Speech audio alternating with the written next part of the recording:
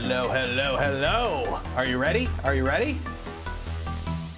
Oh, look at that. We're in proper resolution and not crappy, really crummy bit rates and audio. We have audio quality.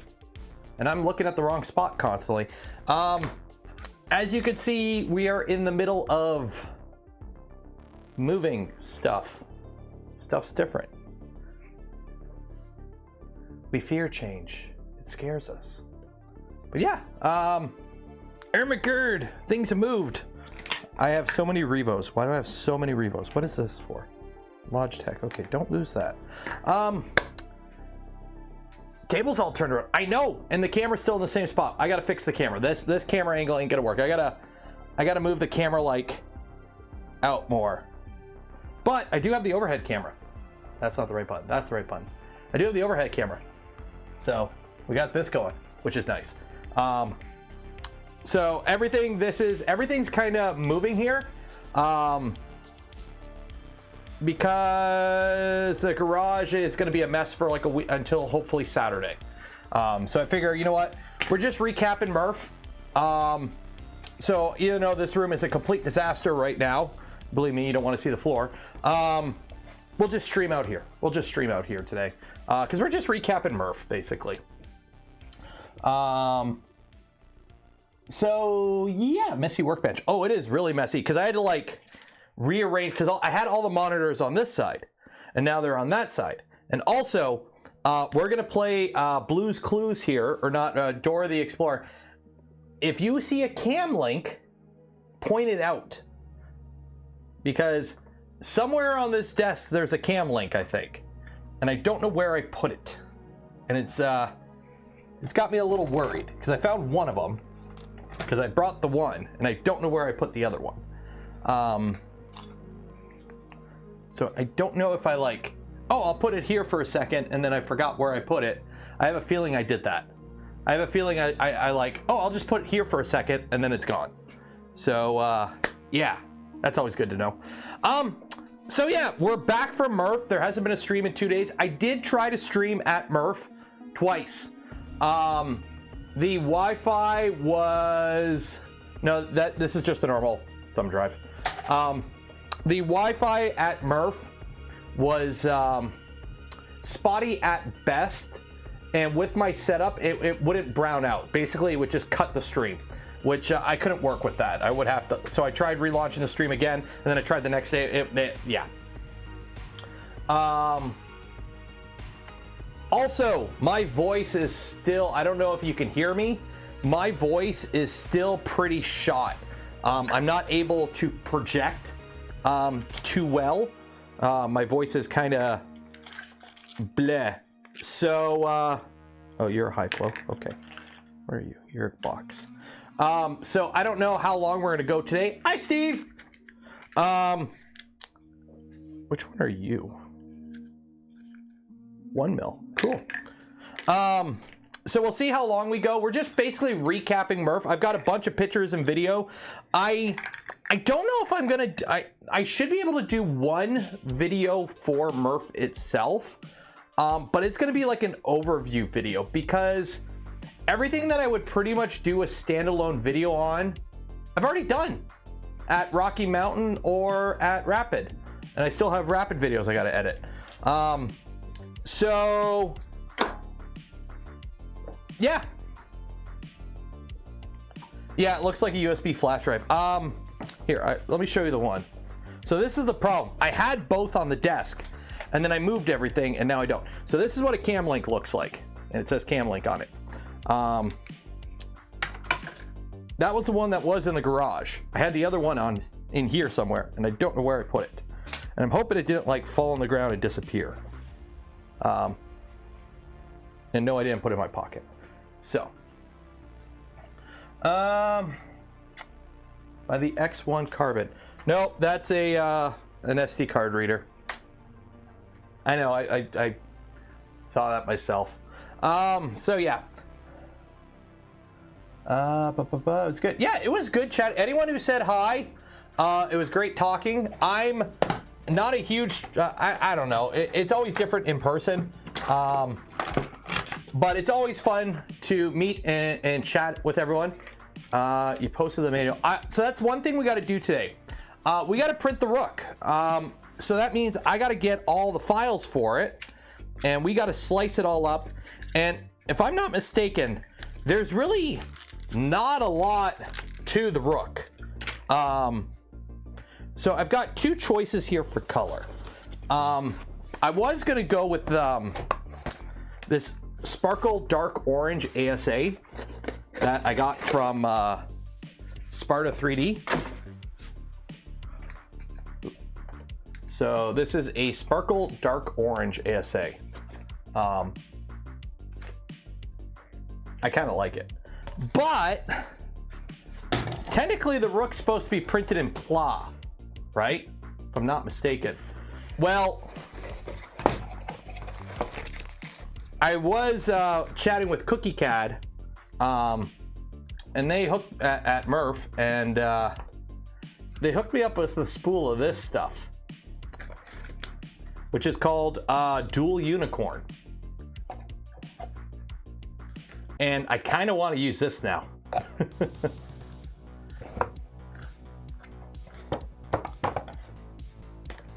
So we might use that for the Rook.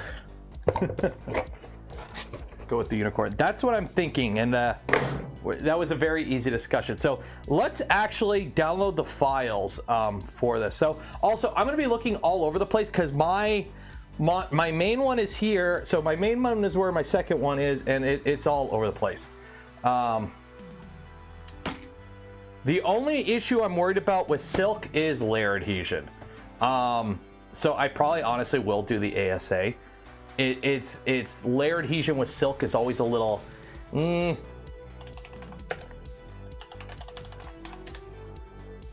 So let's see here. Yeah, there's not a lot. I was honestly thinking of doing a where's what I was going to use for the accent. Not lavender. Do I have the dark? Oh, I got this. Is either gonna do fluorescent pink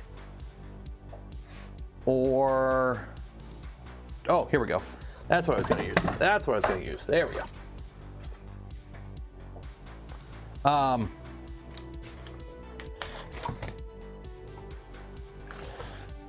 Purple. So purple and orange. Actually, this purple's too dark. That purple doesn't work.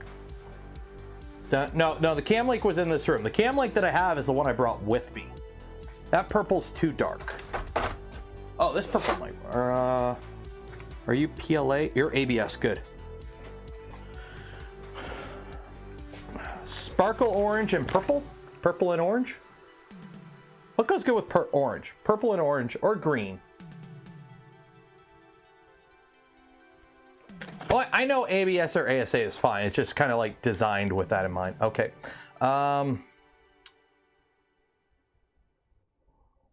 Orange, white. We've already got that. We've already got Big Papa Joey P, which already has that color scheme. Is the Rook okay? So I'm gonna preface this now. I'm gonna say this once. I haven't built the printer yet. So when it comes to asking my thoughts on it, what I think about, like if it's a good, I assume it'd be a good Core XY for a beginner. It's relatively simple. But remember, I haven't built the printer yet. We haven't even printed the parts for it. I got a box with a bunch of bags in it. That's the extent of my knowledge with the Rook and then seeing it. So I know as much as you when it comes to the build, unless you've built one already. In that case, you know more than me. Where's my mouse? Oh, here it is. Okay. So where is the link to the files? Where is the link to the file? Version shown mods by Gucifer. Or Gulsifer?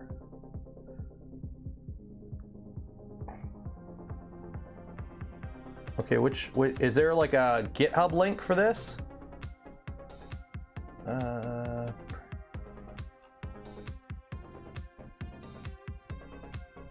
But is there an all-in-one? Bishop? Posted in the Fabrico Discord. Okay. Let me find that there. Oh, there we go. Okay. So let's download this whole thing. Also, why are you zoomed in? There we go.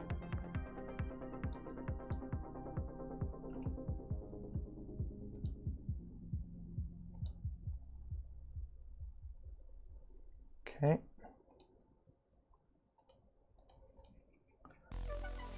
Look at my nut.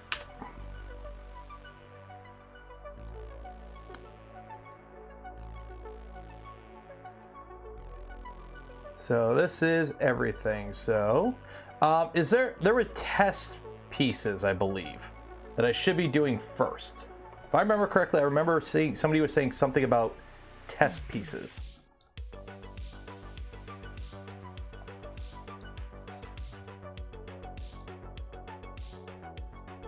Yeah, that ain't gonna fit. What's my go-to? It depends. I use whatever.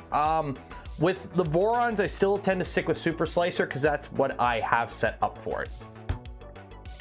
But like the newer builds, like the Rat Rig here, I'm using Orca. So.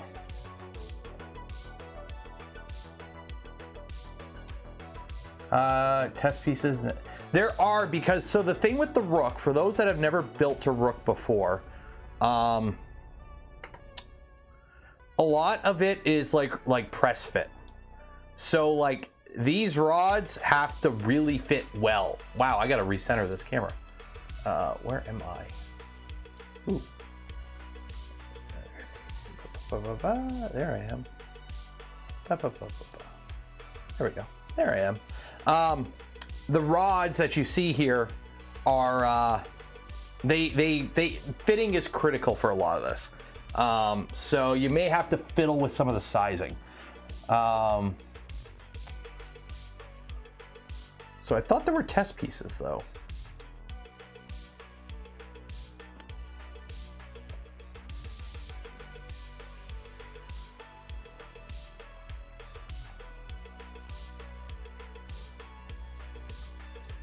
I need to get a different mouse. This mouse ain't gonna work. It's on printables.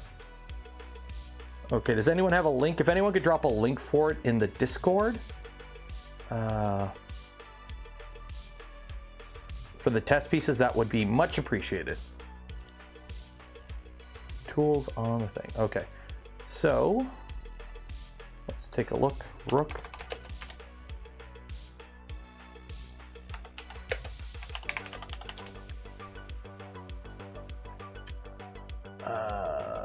Walk one, roll a hand design. There we go. Okay.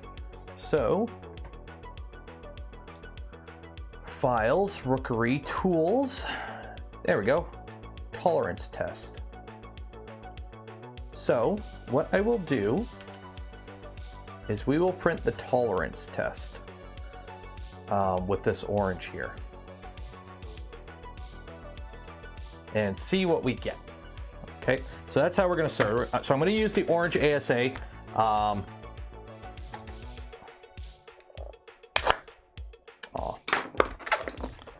Because I want to use orange. Or it's either that or a blood red ASA, a blood red sparkle.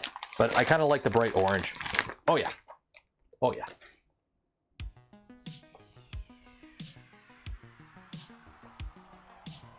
Yeah, I like that.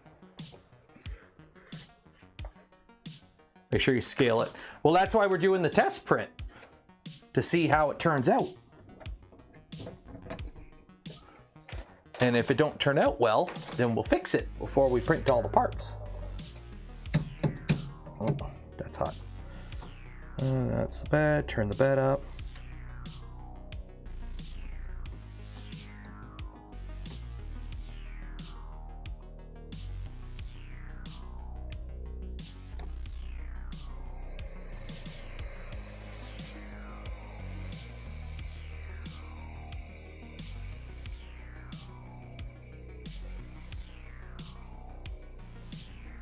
There we go. Let that heat up. And also, although we're not using it, I might be using this stuff. This is Polymaker. Do you Yes, you. Do you want to win a spool of Polymaker filament? We give away a spool of Polymaker filament every live stream. Link in the video description for your chance to win. You did your Rook with ABS, ASA, no print. Okay, do we want to do After Dark? Oh yeah, After Dark works in this light angle. What is this guy? Nozzle Obsidian.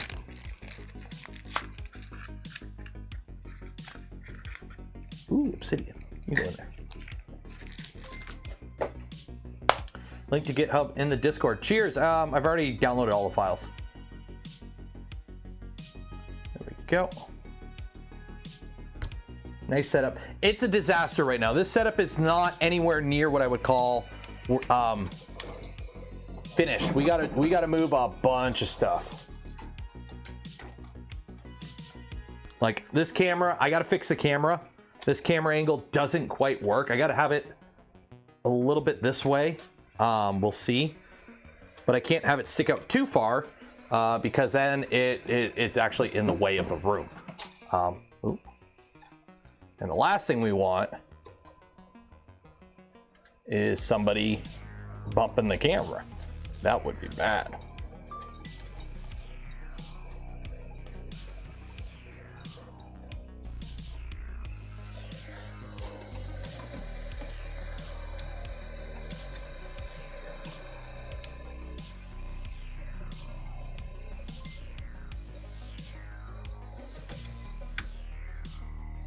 There we go. PF Dennis gifted 5 community memberships. Cheers. I'm out of focus. Yeah, it's an autofocus. Yell at the camera. Okay, there we go.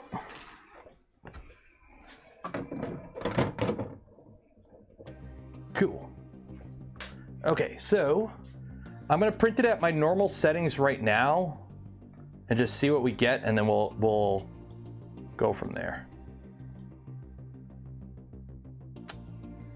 And then while that's doing that, we'll talk about MRRF.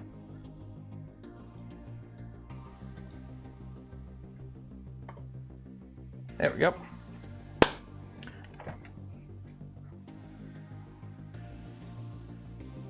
Yeah, rotated bench. Yeah, I know. The thing is, though, it actually eats up a lot of room. I have... What is that? 24 inches. 30 inches, roughly. I've got a little over 2 feet here that I'm walking down. There's a bit here. There's some room here, but from like the bench to the wall is like another 3 or 4 feet. So this basically splits the room right in half. But we won't be doing builds down here as much in the future. So, in fact, all builds should be out in the garage now. Just stay skinny. I'm working on it. What I'm working on is where the hell did my cam link go? That is annoying the heck out of me. Maybe I put it in here. I don't think I put it in here because this is not cam link stuff. No, it's not in here. No, it's not in here.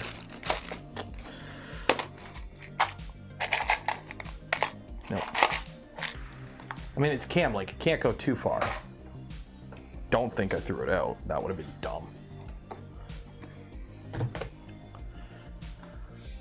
I downloaded the files from the GitHub because this is a modified Rook for the Fabrico kit. You think resin printers will ever get to... No. Resin will never, ever be as popular, as widespread as FDM, simply for the fact that resin will kill you. Or at least give you cancer, which will kill you. Also, it's a complete pain in the ass to work with. And a lot of the times, the final parts, the results, aren't anywhere as usable as FDM. Nobody builds printers using resin parts for a reason.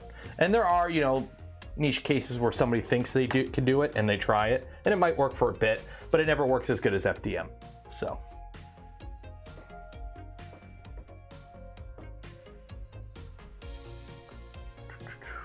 And if you're trying to drop me links in chat, I can't see them.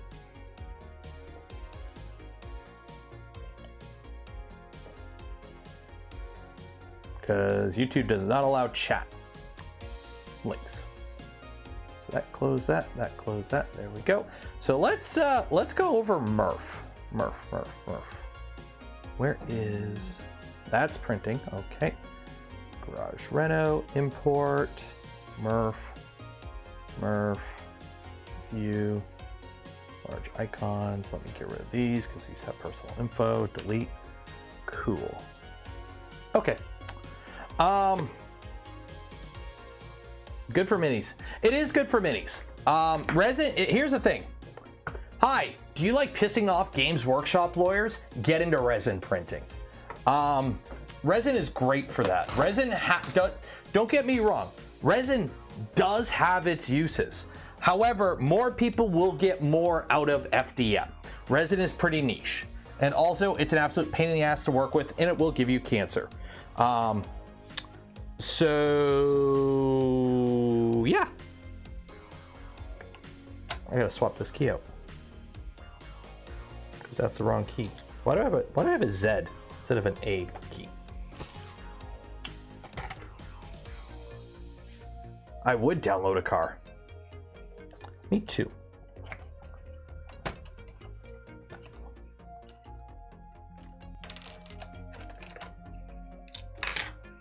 A. There we go. I put a bunch of A's somewhere. But yeah, resin is toxic as shit. It's a complete mess to work with. I have resin machines. As you can see, I use them for storage. What about KM, FDM? What's that? Resin supports are pain. Resin supports are quite easy in my opinion. Like this Lilith bust. This was resin. This is a resin print. Okay.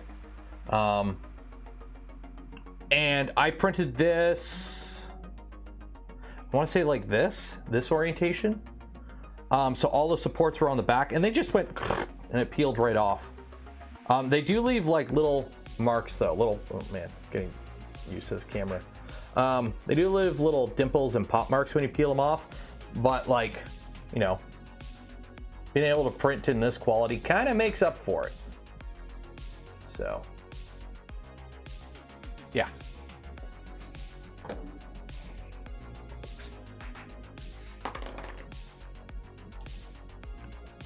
So, resin is way worth. Yeah, resin is not good for you. Resin is full of the cancer. We don't like cancer. Cancer is bad.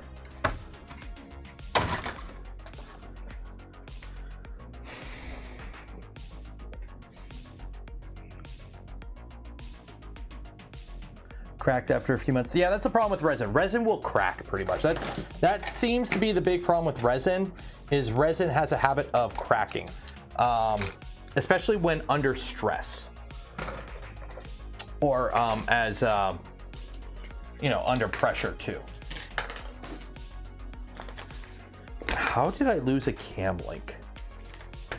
Like seriously, how did I lose a cam link? You can go over here. Like seriously, how do you lose a cam link? How's it going? It's going good. So anyways, let's talk about MRRF because that's printing. It's doing a test print. So we gotta wait for that to go. So I've got pitches NVIDIA. So I was all fancy. I took my Helios lens for that. There we go. Focus. I took my Helios 44-2, old Soviet lens. I took that with me to MRRF, and I took some pictures. I probably should have taken more, but I took some pictures. So this is Dave's, Dr. Dave's Legacy that was at MRRF. This is all printed in hips. Do not print your Voron out of hips. It is a bad idea. It cracks a lot. So I took a bunch of pictures of that. This was also his other Trident. I took pictures of printers that with lighting that would like look good on this camera. Focusing this camera, it takes some getting used to. So there's Mitch with his Delta. There's a Mini or a V0. chocolate press, cocoa press. Can't wait for it. Training kit.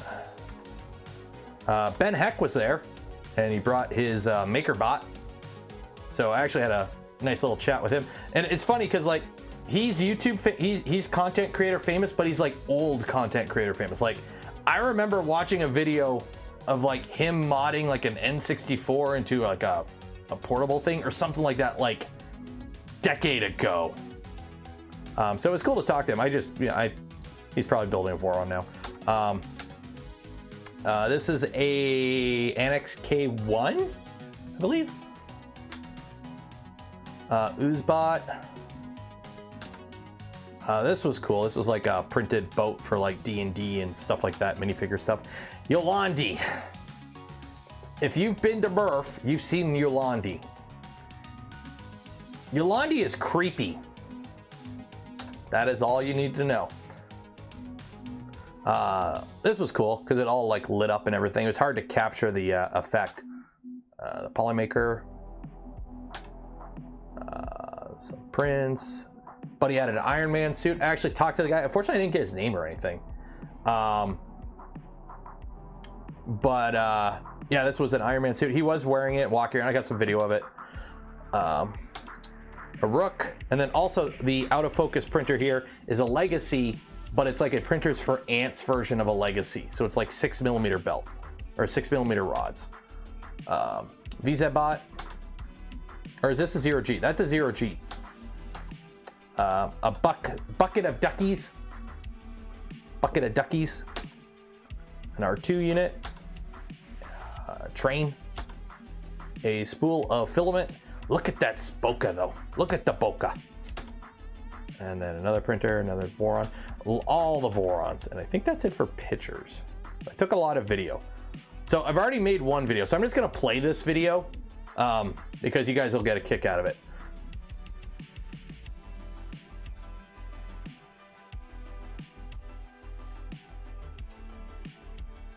So we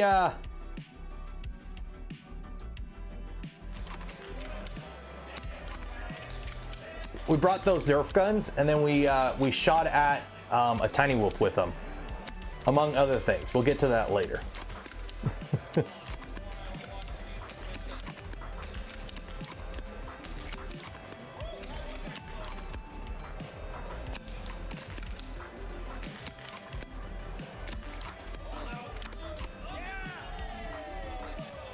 So we actually were hitting it quite well. Like, it took a bit to kind of dial it in.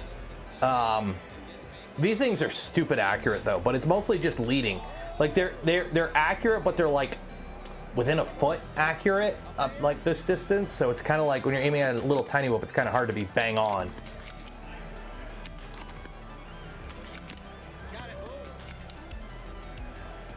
But if you hit it like dead on, it would drop.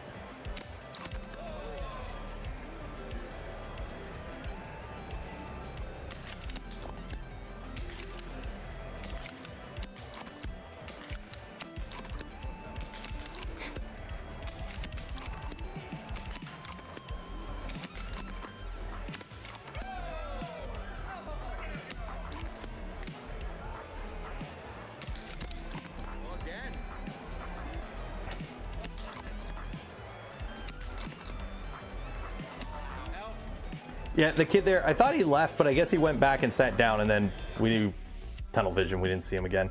We didn't get hit or anything, so. The tiny whoop, I don't know if that's just an off-the-shelf tiny whoop. That's not a built tiny whoop. That's, or like, he might have built it, I don't know. But it's an off-the-shelf tiny whoop. It's not a printed one. If I can only have one printer, that one. But that's kind of like, I'm not ever going down to one printer. So two is one is none. The best printer is always more printer. But yeah, that was a tiny whoop like this one. These you can just beat the shit out of them. They don't care. What else do I have videos of? The drag races. So,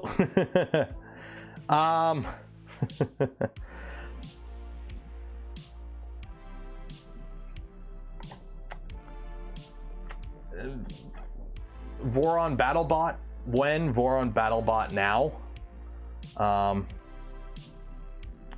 Yeah, they took this guy out for the to the death portion of the Death Racers, and this thing completely just is bonkers.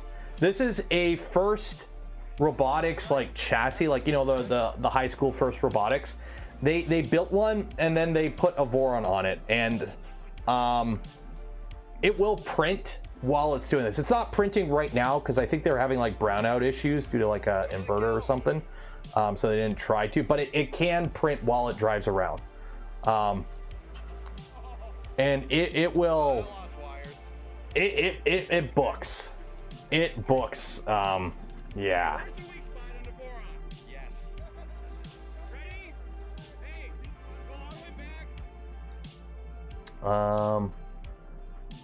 What else? So that was really fun. We also had me and Steve were also trying to shoot the heads off the Death Racers. So this was fun. We were shooting the heads off the Death Racers, or at least trying to. I don't think we actually killed any, except for one. I did kill one after it died. 1 second here. But yeah, we went around and we were shooting them all. The problem is the darts don't have enough mass behind them to take the heads off. You need a bit of power to take the heads off one, and unfortunately we were hitting them, the heads weren't coming off. But yeah.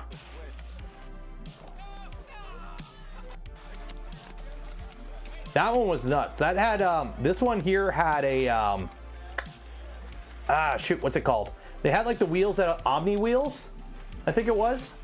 So that one could drive around sideways. It could drive sideways and do like crazy turns and whatnot.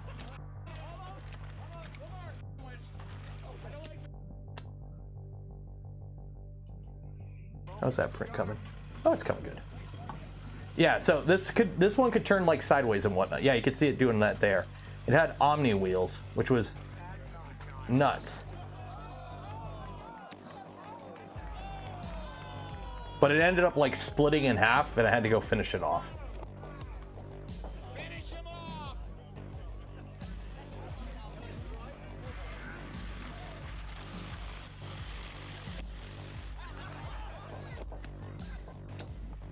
And then the house robot came out. So it's funny, it comes out and everyone's like, oh, it's not that powerful. So it comes out and you're like, oh, it's just that. And then it started spinning, and then it started smashing stuff.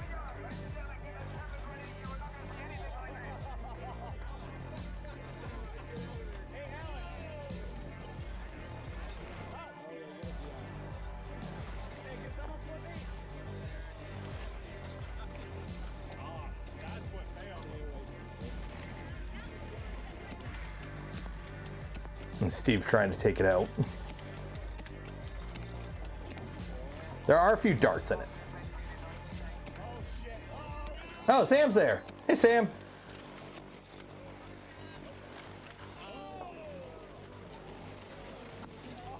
Like, this thing just thrashed him. And it's just body blows. Just straight up body blows.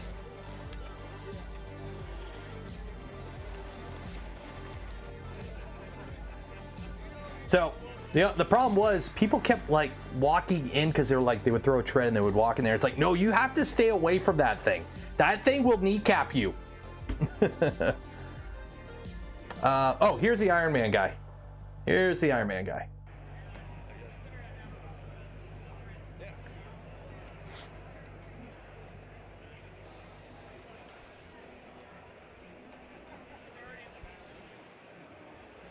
It wasn't printing while smashing. It had an issue with like brownouts or something, so they didn't. It can, but they just didn't. And that is running the bed at ABS temps, by the way.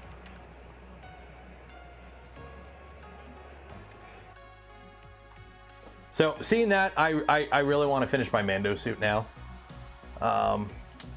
What else do I have? I don't want to show everything because I'm going to be making a video of like all the highlights. Oh, here we go. So I know it's kind of a thing, but God damn it, Annex Engineering, that came out with a printer that I literally cannot say a single bad thing about. They've outdone themselves, and I will never poo-poo the Annex name ever again, because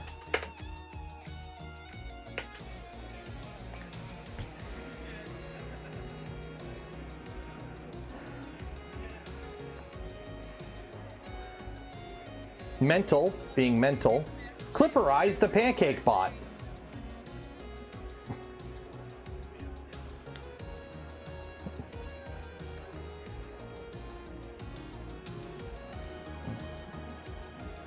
This is the greatest achievement NX Engineering will ever accomplish. This is the high point of their development career, is a pancake bot running Clipper.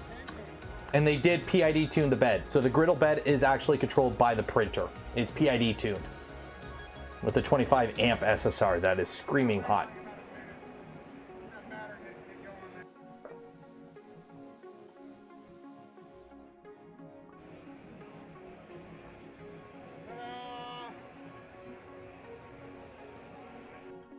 So yeah, that was cool. What else? Oh, this was cool too. Auto pressure advanced calibration using off-the-shelf lasers and a camera. So it does a PA pressure advance like test print, and then it measures it, and then it auto calibrates your pressure advance using off-the-shelf components. And the folks at who is it? Go read their paper on it. Alchemical 3D. The guy who did it wrote like a whole research paper on it.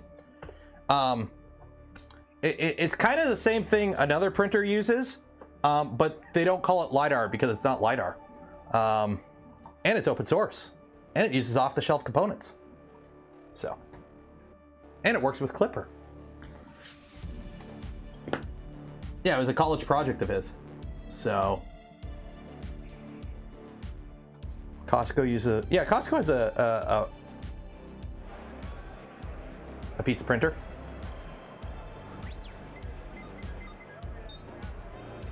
I don't think this R2 drove around. It did some things, like it does like the whole like pop all its stuff out and whatnot, but I don't think it drives around.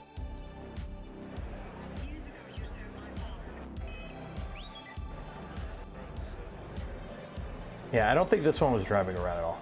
PA isn't hard. It's not, but if you are using a lot of different stuff, especially if you're changing nozzles often, like different nozzle sizes and filament types, it would be nice to have like something that can auto calibrate it. I tend to not do that, so for me it's like but same designer as it. Oh, okay then. I didn't see it drive around. I did see the sand crawler though. The sand crawler was driving around.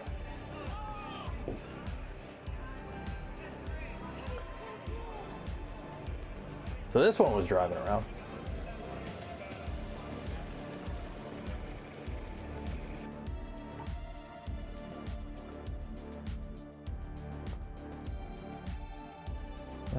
What else? I don't want to like spoil everything.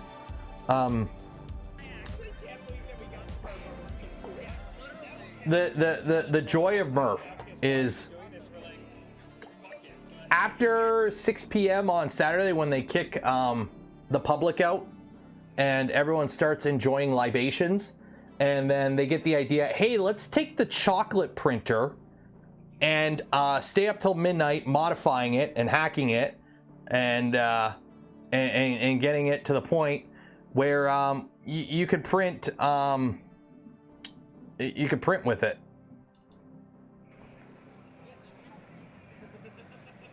So technically this gets a V0 serial? Sorta, kinda, I guess. So, yeah. And yeah, it does have a heatsink fan. You can see the Ryobi heatsink fan. Cocoa Press. It's a 3D printer that prints chocolate. Go pre-order one. I've got one pre-ordered. I can't wait to build one. So, yeah. What else? What else? Yeah, I think that's like all like the big, like I've got a video. I'll be doing a video. This was recorded with that Helios lens. I really like it for this kind of stuff. It's like creamy looking, like it's everything smooth. So this was with the Helios lens. A bunch of this stuff was with the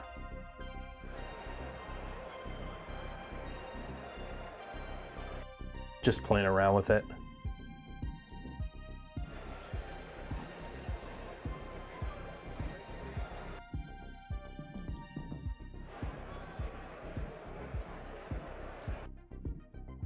Train.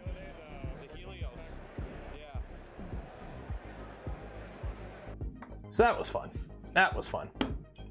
Am I gonna put the Cocoa Press? The Cocoa Press would probably be in here. So, we need to figure out some stuff today too, because the plan is, I completely forgot, Friday, like today's Tuesday, then Wednesday, then Thursday, then it's Friday, yeah. And then Saturday, Sunday. Friday is the community challenge stream.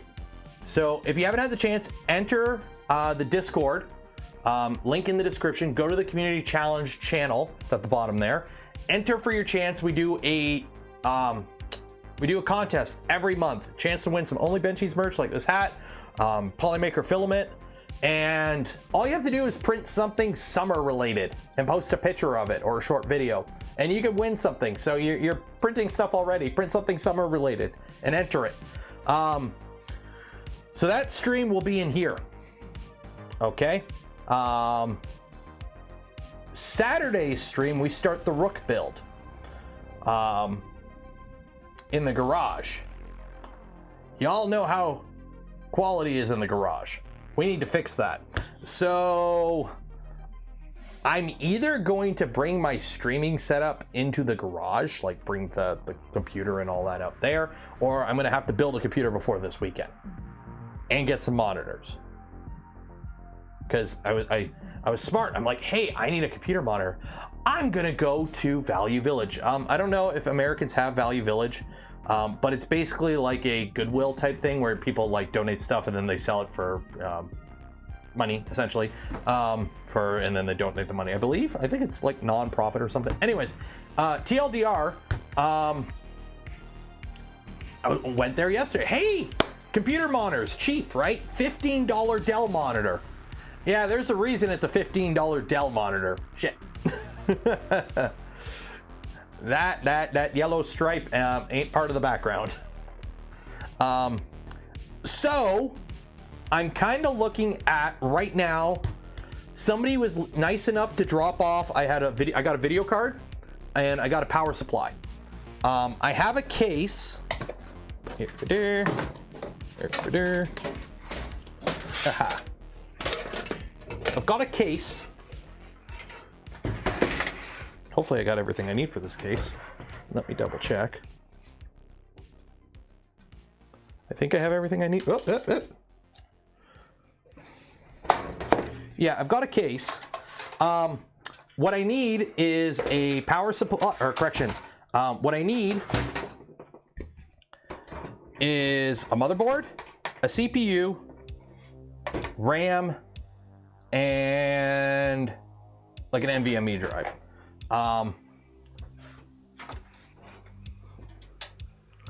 So right now, Newegg, you can get a Ryzen 4500 for like $100. eBay. So here's the problem with buying used. The cost for a used system, there's like a break where it's like entry-level new costs as much as mid-tier old, but it's better. Especially anything like pre-10th gen Intel, like anything like back when they were doing like the whole i5s don't get hyper-threading bullshit. Oh, bulldozer. I do need to sort out heating in the garage, but that's not the way.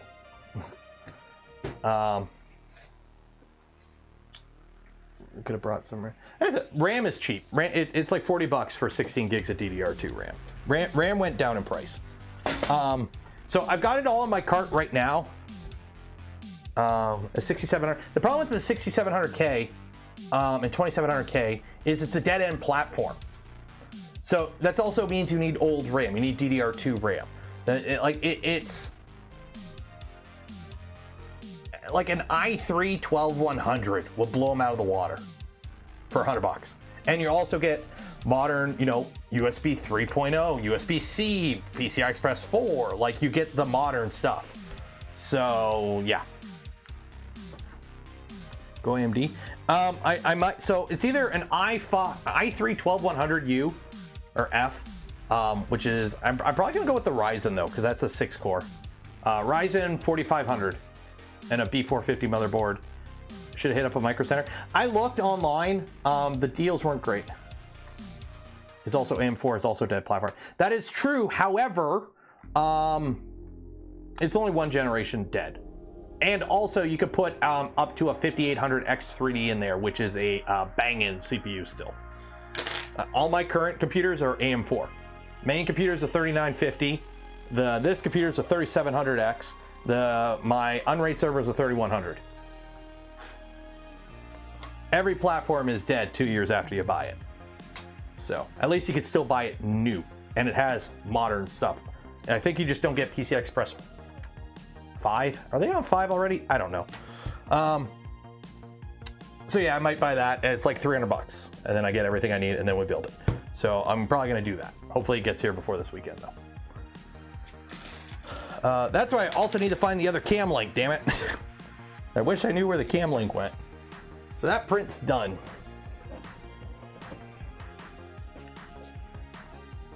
Is this a new t-shirt? No, this one was Fabrico made it for me for Rocky Mountain.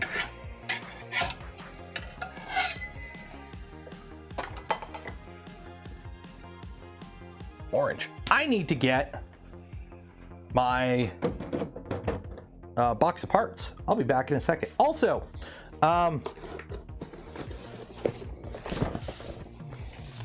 while I go to the garage, have fun guessing what's in this box, if you don't already know what it is. Okay, going for a walk. Going for a walk.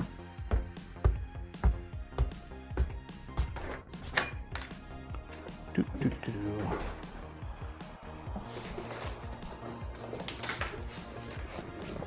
Okay, is the cam link out here? No.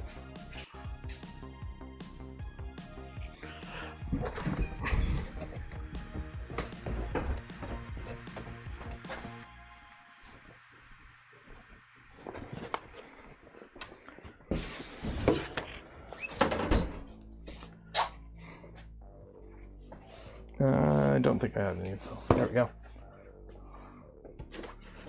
Oh God. If you know what's in that box,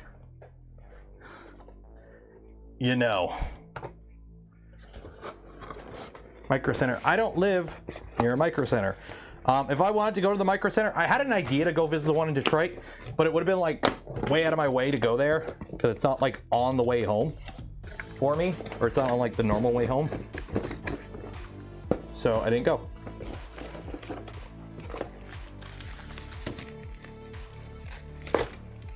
Rods. Do I have a knife in here? I don't think I have a knife in here. No, they're in the garage. Shoot.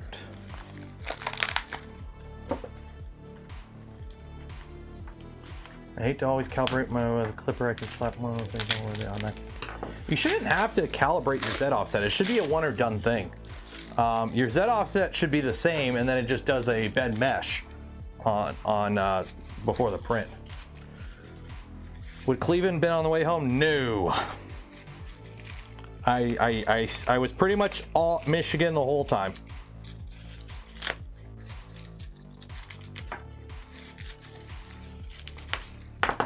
Go. Okay.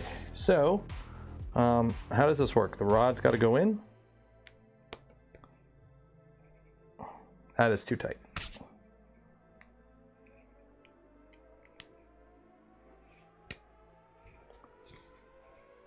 Yeah, that might work. And what's an M3 and a hex nut? I got a feeling we're gonna be doing some scaling, or not scaling, some adjustments here. Actually, we're okay. That's good. We might be okay. We might be okay. Oh yeah, we're good. We're good. I just got a little elephant foot I gotta take care of. Yeah, my first layer squished a little bit, so I just need some elephant foot. Or change my Z offset. We're good. We're good. Okay. Keep you hot. Heat the bed back up.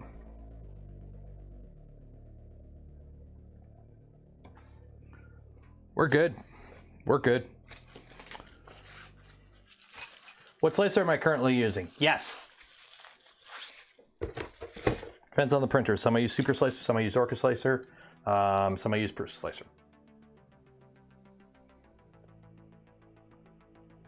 Link me the place you buy shop monitors from.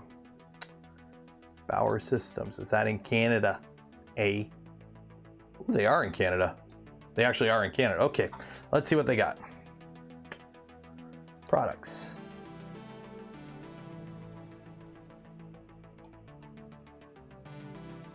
Priceless. Sign up for our minute. Oh God, you have to like, do they ship at least? Please tell me they ship. Yeah, we'll figure it out later.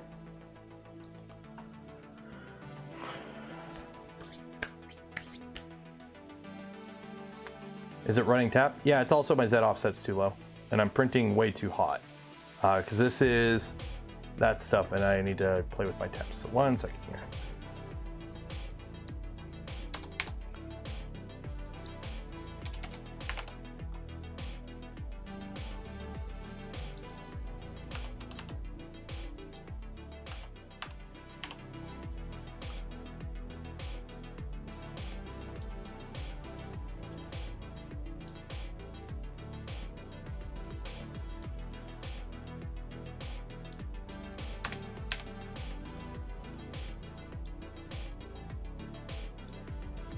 Okay, so now we need to print some parts. Boom.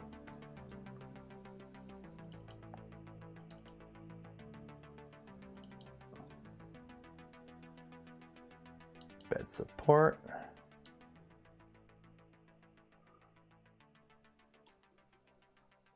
That takes up the whole bed.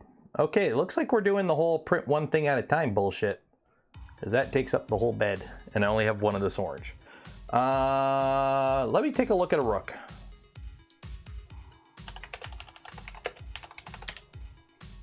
Should I print the bed in a different color? I'm gonna print the bed in a different color. Okay. So bed will be in a different color. Your Mark IV kit. So what color are we using for the accent, folks? What color are we using for the accent?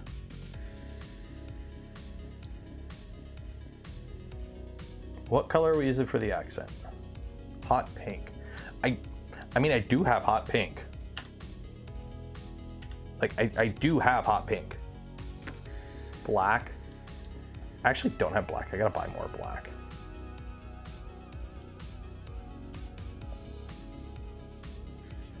Powder blue, cotton candy, orange, white. We already did orange, white. Do a pull, blue, yellow, purple, pink. A lot of people want hot pink.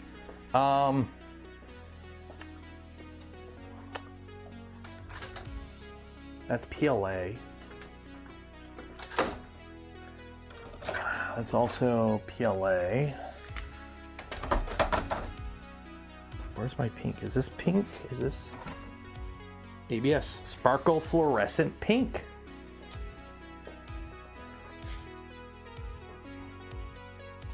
We have our accent color. So orange and pink. What do you guys think? What do you guys think? Orange and pink.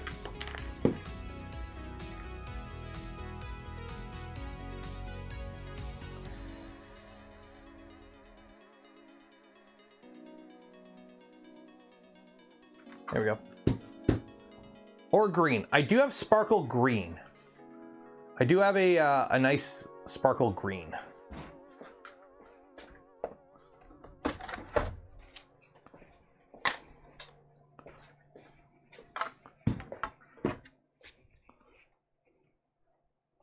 Might be doing the green. You know what? I'll put it up for a vote. We'll do a vote.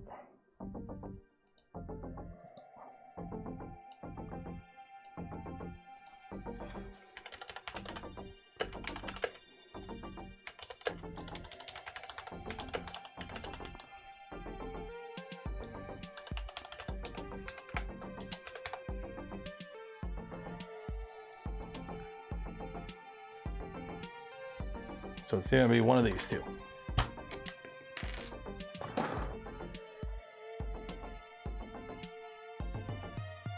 People saying the green. Okay. That I will print on this V2. Which I'm going to have to do a test print on here because that one is a 0.6 nozzle.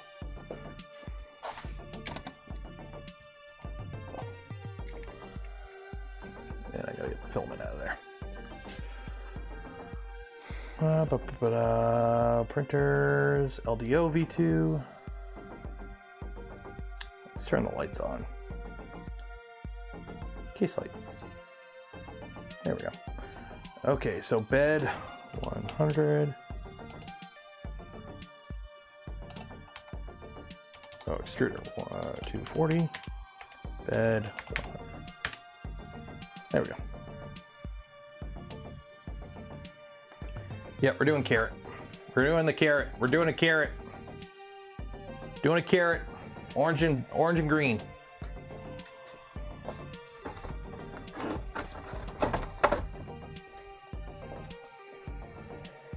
What do you have in there? You're 0.6 obsidian. Okay.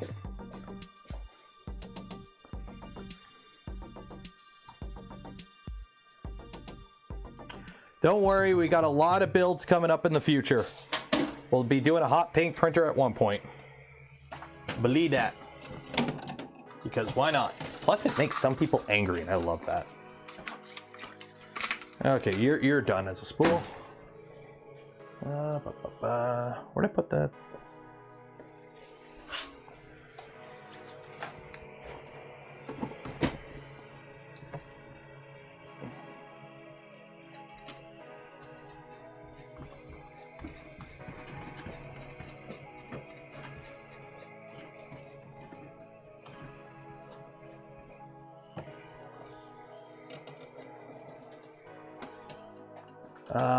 There we go.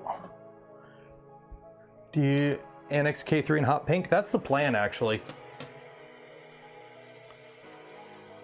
Whenever the Fabrico kit comes in, we will be doing an annex K3 in hot pink.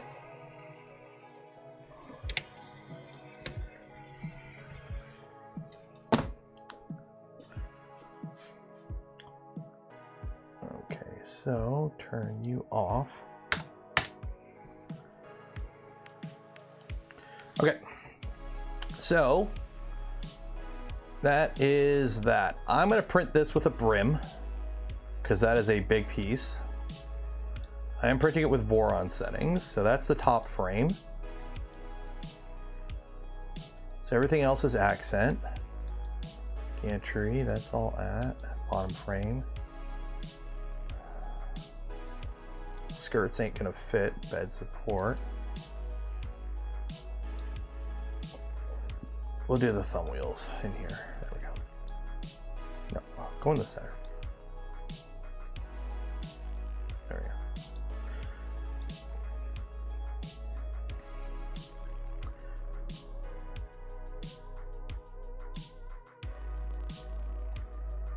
we go. It won't put a brim on it because it's inside. What are you doing?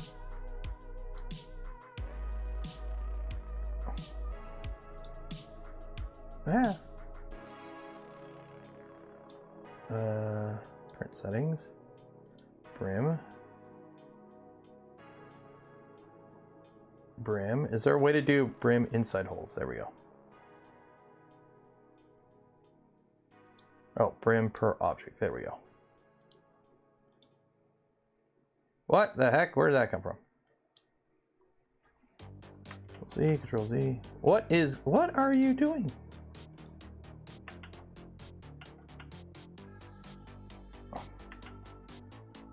Okay. Go away. Go away. What the fuck is going on here? Control A, delete everything. Okay. Open that. There we go. Here's that. STL, top frame, top frame.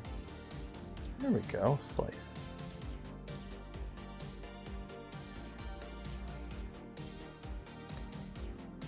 What is it? What is this super slicer doing?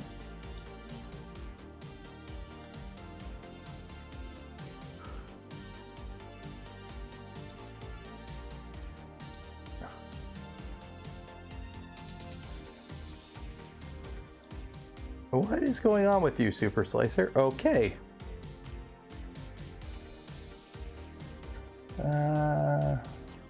Yeah, I know.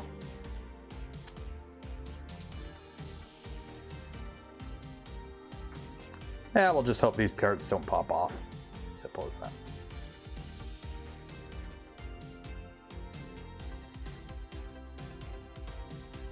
Oh, yeah, I need to, okay, you know what? In that case, I'm just gonna, we're just not gonna roll the dice. We're just gonna print this anyways. Print the big boy, call it a day. So. That's what we call a bug. Yeah. Prusa Slicer, like I like Super Slicer, it's just there's like a weird thing.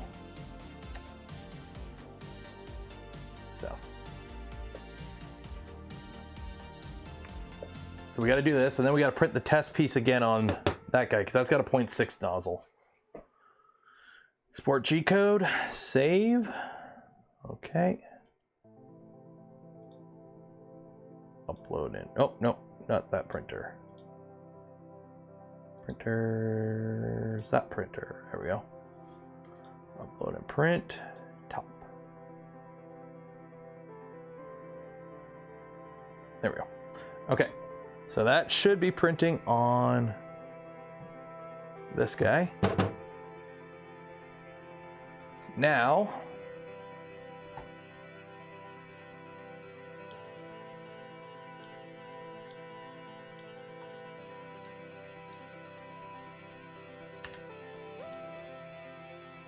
downloads, clearance check, slice now, export, save,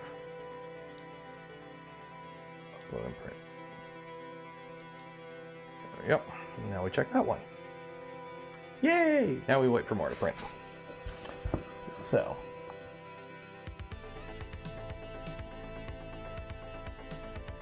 Yeah, the only reason I haven't switched to like Orca on these machines is because I know my Super Slicer profile works when it doesn't glitch out like that. It's like the same profile I've been using since forever, and I know it works, so I just kind of leave it because I know it works. So. Did I put it down here, cam link? No. I really wish I knew where this cam link went, because like, I'm pretty sure I didn't throw it in the garbage, because that would have been really dumb.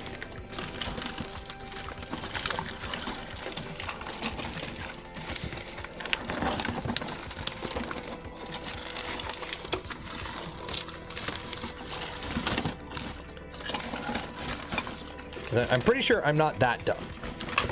Like, I'm pretty sure I didn't throw a freaking cam link in the garbage. But I was throwing a bunch of stuff that was on this desk out. But I don't think any of it was a cam link. Yeah, no.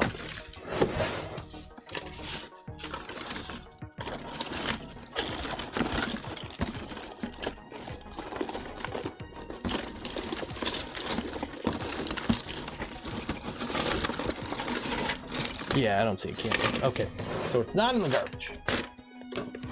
Question is, where'd it go? How do you lose a cam link? How do you lose a cam link?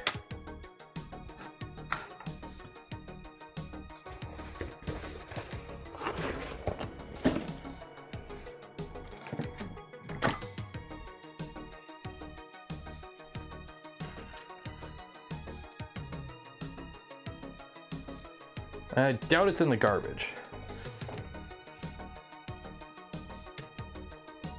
Oh, here.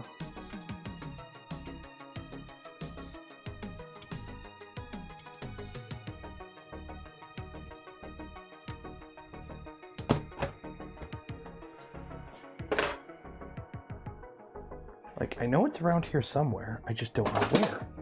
Did I put you in the drawer? No, I've got the knockoff cam link here. So that's the knockoff cam link. It's one of these, like, not great ones. I know you're around here somewhere. I know you're around here somewhere. Did I? No, I didn't put you in here. No. How do you lose a cam link? Like, seriously, how do you lose a cam link? Oh, frick me. Like, seriously. Like, honestly, who throws a shoe?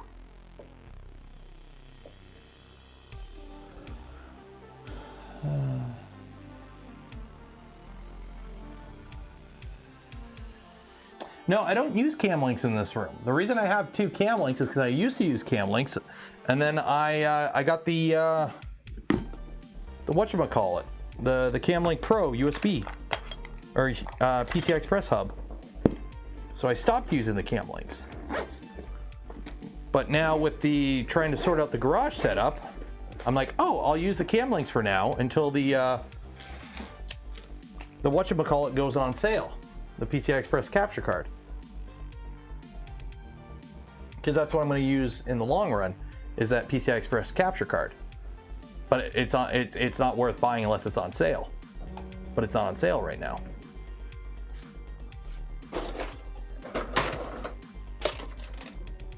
But it's somewhere. I just don't know where. It's not in the garage. It's not in the garage. And it's not plugged in everywhere. It was literally just sitting like in this area of the bench. And I put it somewhere, and I don't know where. It's in this room. I just don't know where. I haven't tried that wireless mic yet. No, I have not.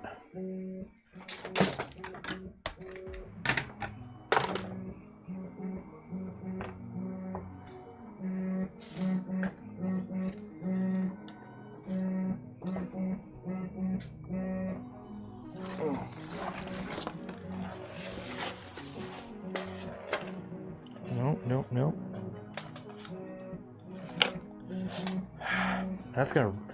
It's gonna be really annoying. It's under the bench. I don't think so. I didn't hear anything fall, and I don't see it. I don't think I threw it in here.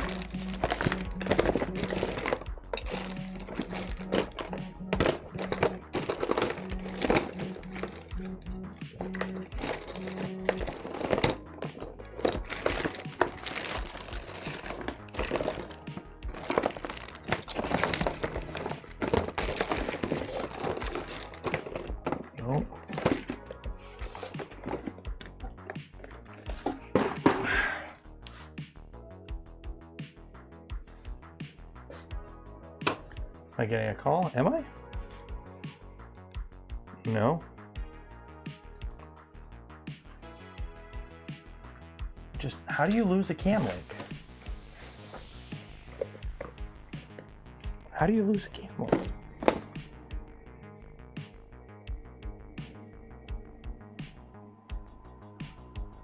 That first layer is way too low.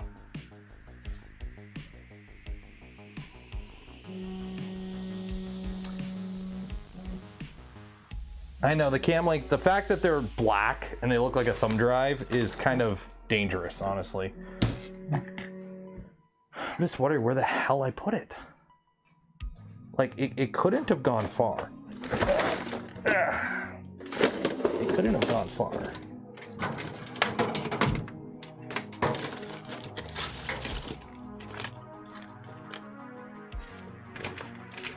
Did I put it up top here? No. It's not with the cameras.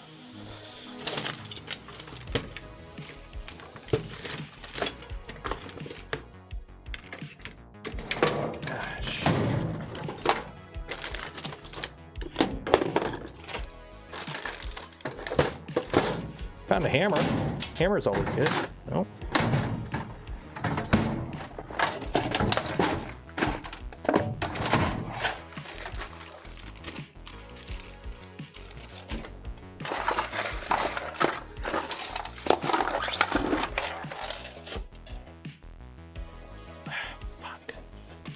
This is like starting to like really get me a little worried because I don't know where I put it, and I kind of need it.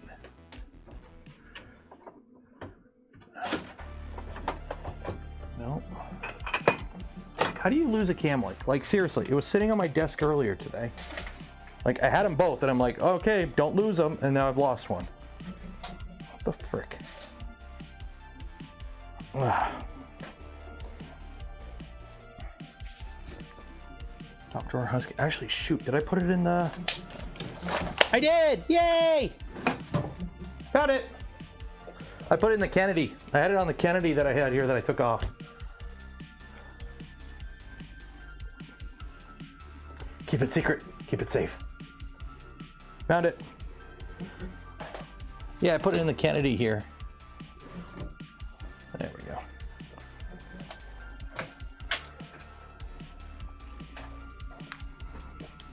But yeah, these should be like bright pink. These should be bright pink or something.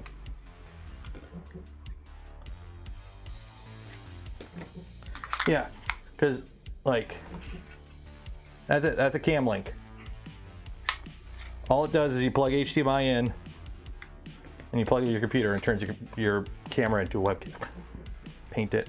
I don't have any bright pink paint. I've got blue. Got blue. Blue. This is brighter than what it is.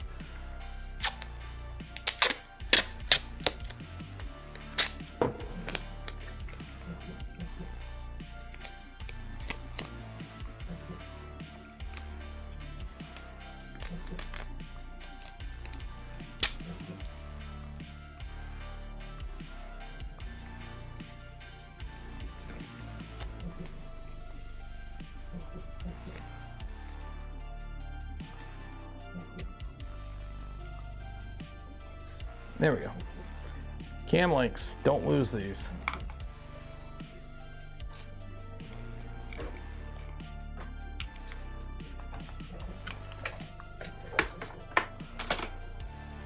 So I need to buy computer stuff. I need to buy lighting. Printed TPU sleeve. These are special. I don't have Gridfinity anything because I don't have drawers. I have piles. That's kind of my thing. We have piles. How's that green? Oh, I love that green. I love that green. That's a big first layer.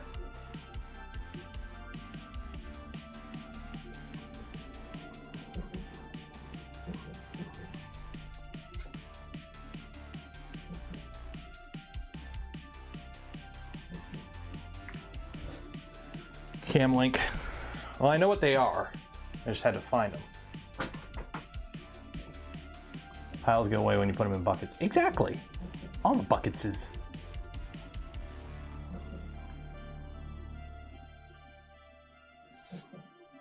Anyone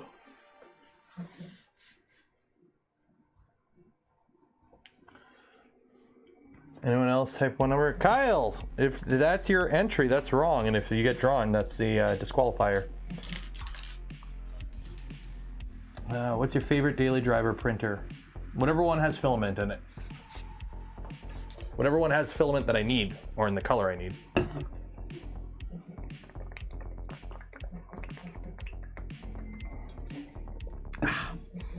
I'm not really like, yes, I have a preference for Vorons, but like, you know, I'm on the Voron team and I have a little bit of a bias. Completely makes sense. But in terms of like, brand loyalty, they're all good printers. All the printers on this shelf I have no problem using. Even the Bamboo. I just have some issues with it. Get Ben Heckavor. I don't think you, Pulo, you don't really have to worry about much. I'm pretty sure Jason will just send him a kit and that'll be that, because that's what Jason does. What do you think of CAN bus? I've tried it. I fiddled with it. I found it a little clunky. At least the ones when I played with it. I think it's better now. Okay, do we want to do both lights or just the one? Just the one, I think. CAN bus is still kind of funky in my opinion. Yeah, you can run it. Yeah, people do. Yeah, people like it. It's a little bit, and you're kind of really reliant on the vendor selling you good hardware for it. So there's an argument USB is better. That is something I've heard, because USB, at least with Clipper, is shit simple. You plug it in, you go. Where the CAN bus is usually a little bit more finicky and involves specialized hardware. So, you were gonna build one? Yeah, whenever a kit shows up. Hey, look, another cube in the garbage. I have thrown away so many calibration cubes over the last little while. It's ridiculous. Now let's play, where are all my Allen keys? Let's see, I made it home safe. Yeah, the drive was actually, it rained like crazy the whole drive home, but the drive itself actually wasn't bad.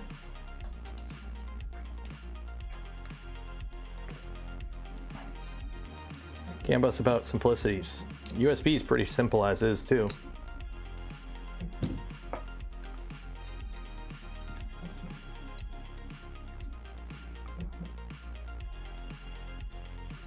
There we go, look. Allen keys.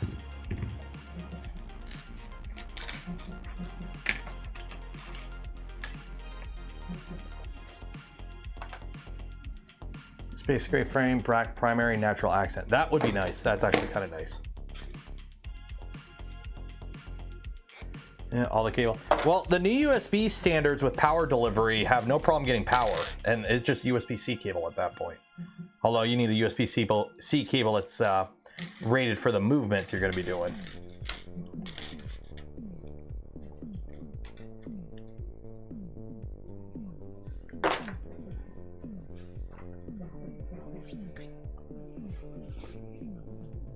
Have we looked at the VZBot toolhead? I'll be looking at it more once I start building one in a couple weeks here. Because actually, shoot, let me check my DMs. I gotta message that guy.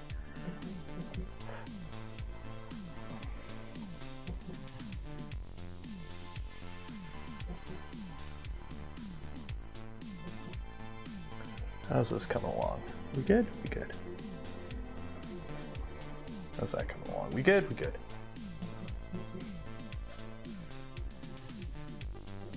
USB-C is not locking. That is true. However, there are ways around that, mainly involving a mechanical lock above the cable. So you would have the cable be in like a fitting that holds it in place when it's in the PCB. That's what the Cheaty does.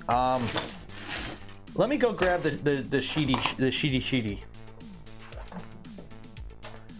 Let's go grab the Cheaty. Where is the Cheaty? There's the Cheaty.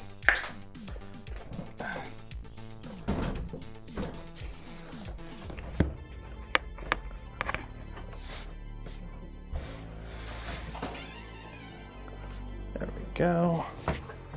Aha. Cheaty. Okay.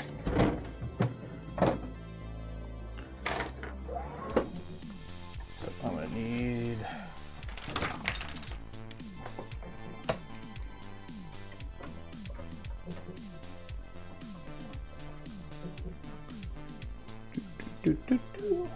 actually have a proper alley key for this.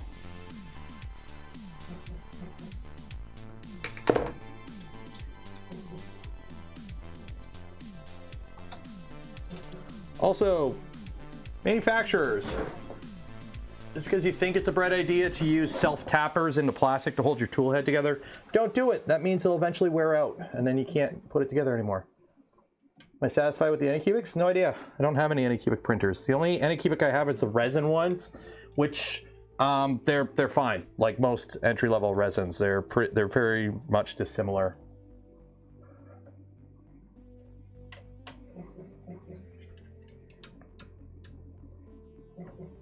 Like, I've got it. It prints. Okay, there we go. Okay, so they kind of have like a little clip here. I don't know if you can see it. They kind of have like a, it's hard to see.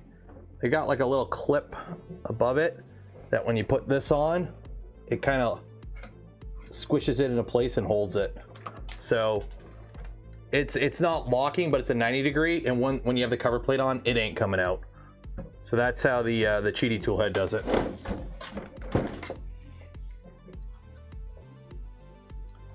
So it's, you know, USB-C is not locking, but you can mechanically lock it in place. So that's really not a huge issue.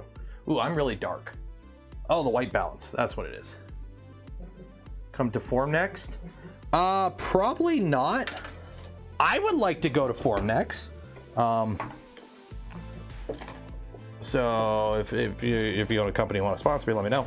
But Voron will not go to form next because Voron's not a company, and form next booths are many monies, several monies. In fact, quite a bit of monies to get a booth at Formnext. So a free open source not-for-profit group having the spare coin to justify a booth at Formnext is kind of one of those things that probably ain't happening. So yeah, I need to update the Cheaty to the latest firmware. I probably should do that. This machine's been a dust collector for a bit, so maybe I probably will update it once we get in the other room. We're probably gonna have a stream at one point where all we do is just update firmware and stuff like that. Because I kind of want this to be one of the garage machines that I have in the garage, because I like the form factor of this and I think it'll fit on the top shelf. So I actually, God damn it. This probably will be one of the machines in the garage. That's what grants are for. Yeah, it doesn't work that way.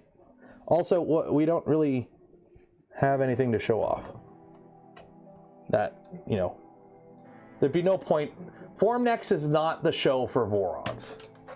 Formnext is nowhere near a show for Vorons. Formnext is a business thing. Okay, I lost a screw. Oh well, whatever. Actually, it might still be in there. 1 second. Oh, no, it's not in there. Oh well, whatever. It's got enough screws.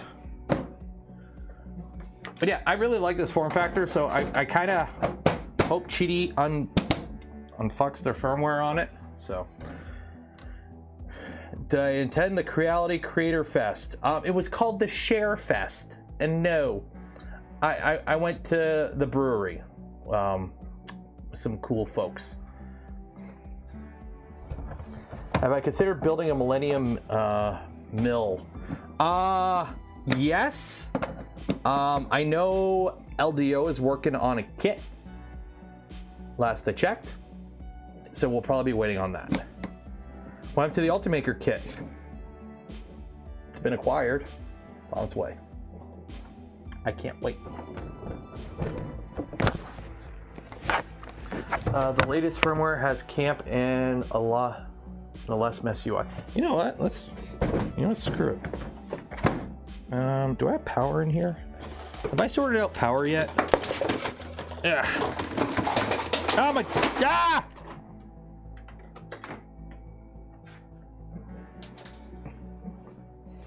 Oh my God, it went everywhere. It's everywhere. It's everywhere. Okay. Ah. Ooh, camera. Okay, where did that power cable go? Oh my God, why? I wonder why I was gonna spill all that. Okay. You come over here. You come over here. Come over here. Ah. Hello. You plug in there. There we go. Ah. Now I need a C14 cable, which you got a million of. Okay. Plug you in there. Plug you in here. Turn you on.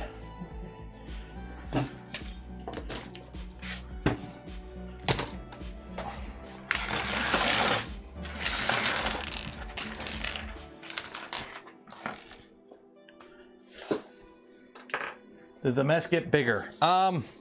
Yes.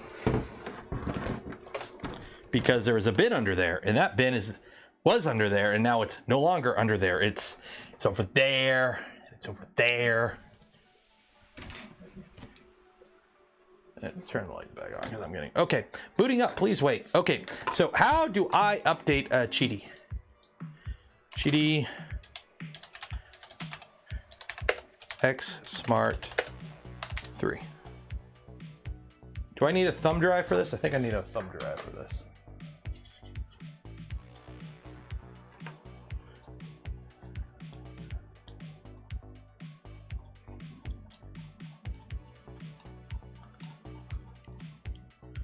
Where is the support?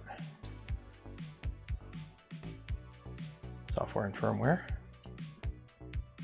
X Smart 3. Download. Okay. So we are at 4.1, 4.12. Which one is this? What is back probe and right probe?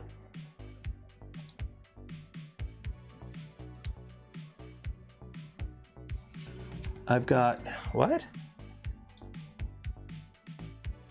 Oh, I've got a back probe. Oh, some of it, the probe's in the back. Okay, I got a back probe. So let's download the sketchy firmware from China.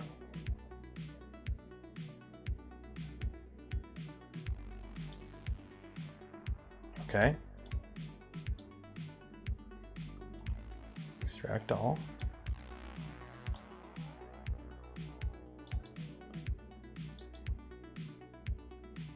Okay, unzip file, put into USB drive. I need a USB drive. Yeah. But don't.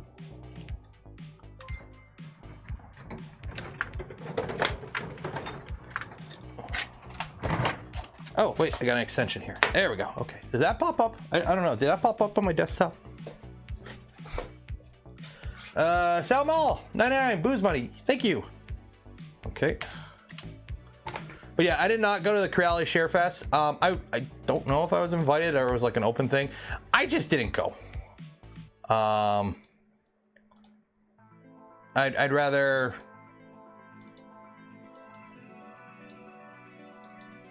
Okay, what do I put the folder Qt updates on the USB drive? Okay. Qt updates. Okay.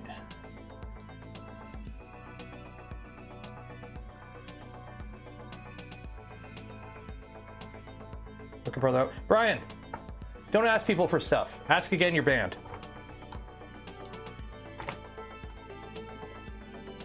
Plug into the printer and click that button to update. Cool. Okay. Yeah, I'm sorry. Anytime, like, as a content creator, anytime I post anything, and I see it with other content creators too, and we all see it, and it's annoying as hell. Anytime somebody posts, oh, I'm having issues with this printer, or oh, I'm not using this printer anymore, you get a flood of comments. Oh, can I have it? Can I have it? Can I have it? Vultures. Are we doing a giveaway? We are. It's for a Polymaker filament. That's the only thing being given away. Okay. How do I update that? After sales, reboot, about, updating. Okay, I hit that. There we go. There's a joke, sorry. Yeah, you repeated it several times and I didn't acknowledge it the first time. So take the hint. Yeah, it had issues because it was old firmware. Like the problem is a lot of these machines, like these companies are delving into Clipper for the first time, and they're kind of not knowing what they're doing. And they're kind of like, this has a lot of stuff that if you had played with RepRap firmware, you could see what they were doing, because they, like, the person who configured this thing thought that was RepRap. Like, it's kind of a thing. So it's just weird. seeing these companies play with Clipper. It's still on 0.10. Yeah, it's like, that's the thing, like free drinks, free food, and some swag and free stuff and printers given away. Well, I mean, like, free Creality printer. Yay. 3D printers makers making Clipper printers as early Marlin firmware. Exactly. They're all using version 10 too, which version 10 was depreciated like late last year. Like it's the camp they did is just act like, why can't it just be the normal one? Okay, after the screen, please switch off the printer and wait 20 seconds before restarting. Okay. So wait 20 seconds. Somebody count to 20. What's your take on Prusa doing Clipper? They're not. TS100 printer or the 100 printer. The 100 it's a Rook variant, or it's a printer that's, I don't know. I think it's trying to be too much for what it is. The Rook is perfectly fine as it is. It knows what it is. It isn't trying to be anything more. Yeah. Plus, I don't like the name. Rook sounds cool. The 100 just sounds like isn't it like an old religious show or something? I don't know. Did you miss the Rook build? No, we're printing parts for it. It's gonna be a while before we get to the actual build. The build will be Saturday. Saturday we start the build. Okay, so I gotta change my Z offset on this machine. Or at least wait for the bed to heat up properly before doing prints. Okay, let's see how, oh yeah, this is a little squished. I can't remember what I was printing, but I put my Z offset like really low for a bit. So it like really squished everything into the bed. So I never had any issues with anything coming off the bed. Oh yeah, we're good, we're good. But I also had issues with nothing fitting, or first layers being kind of poo-poo. Oh yeah, we're good, we're good. Okay. Goodbye, Microsoft Edge. Ooh, that's taken a long time to update. Okay. So, 3D view, delete you. The Rook LDO kit we were hoping will drop in September. Awesome. More options is always good. I have no problem with multiple vendors doing, like, it's always good to have different options. It's always good to have different options.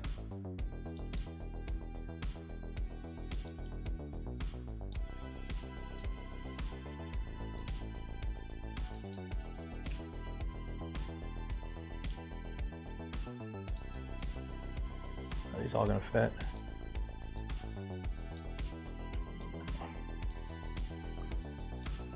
No.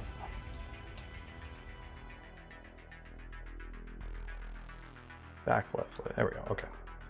Make them all fit. There we go. Okay, cool. So that all fits there.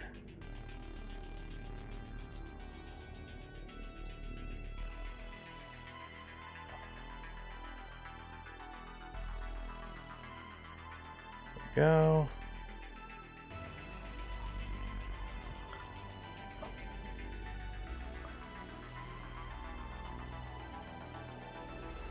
We wait for that to slice. Camera's gonna wig out, by the way, it always does. That's updating, and it's also killing my white balance, which I can't adjust on the camera remotely, which sucks. How many do we got here? We got 430 people here? Everyone like the smash button. Do the thing. Do the thing. Do this now. Everyone likes it. Like the smash button.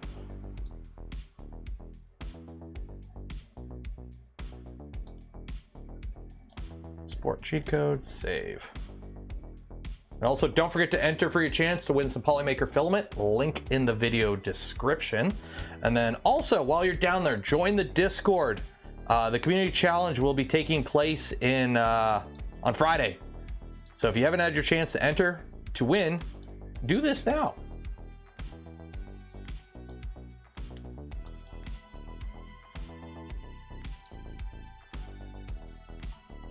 Are you building a Rook M1? I'm building the Rook based on the Fabrico kit. So whatever the Fabrico kit one is,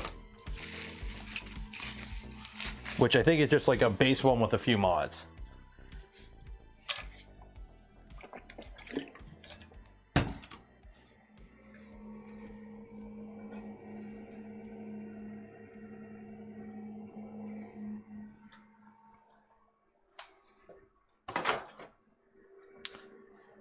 I stream from 35,000 feet on an A320. Wow.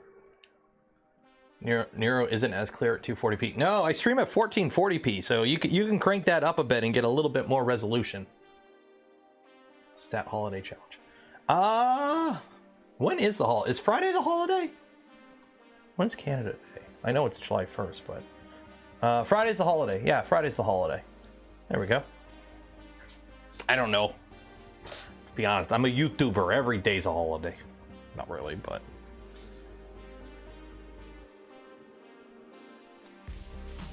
Kitty has its own slicer. God damn it. Why? Why? Yeah. Name one slicer that's come out like from one of these printer companies that's actually better than like Prusa Slicer or Default Cura. Like, I don't get why these companies need to put a shitty skin. Just release a profile for an existing slicer. That way we're not, you know, forked every time an update comes. Because it's like, oh, it's based on Prusa Slicer. Ooh, do you have organic supports? No, we haven't merged it yet.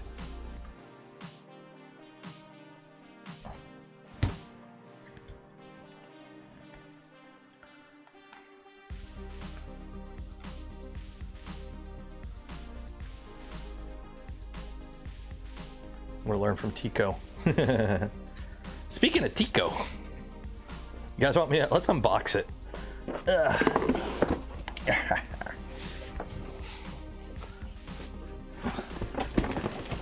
Y'all ready for this? Overhead.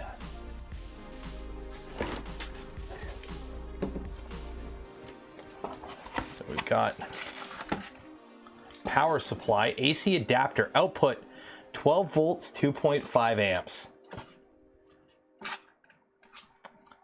So you know that's a good thing. And this is all you need for power your printer. What's a Tico? Chris, my sweet summer child. Ooh, wrong button. Oh, wrong button. There we go.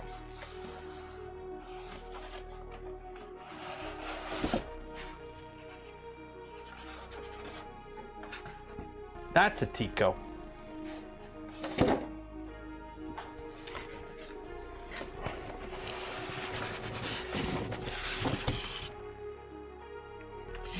So, I do want to give a shout out to North Prints 3D. I traded them a printer for this, so go check them out. There's their contact info. Hopefully it's in focus. So go check them out because they gave me this printer. We traded. I've got the quick start guide. Apparently this only works on your phone. Feed me.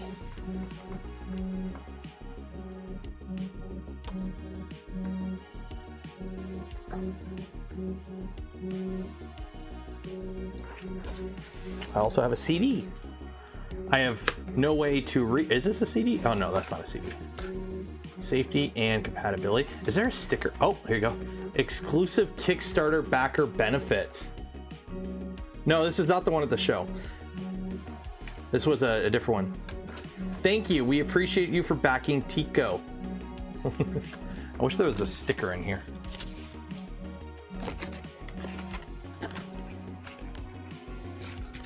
This would go really well with the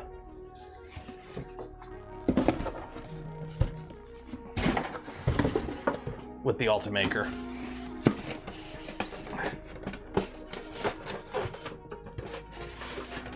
What's the Kickstarter benefit? That's a good question. It's hard to know when the company ceased to exist over 7 years ago. The last update to the Kickstarter was in 2017. This is like famous The Tico is famous for like a failed Kickstarter printer. And also, it even comes with the filament that it came with. Tico Gem PLA. I don't know where the start of the filament is in the end. There it is. But yeah.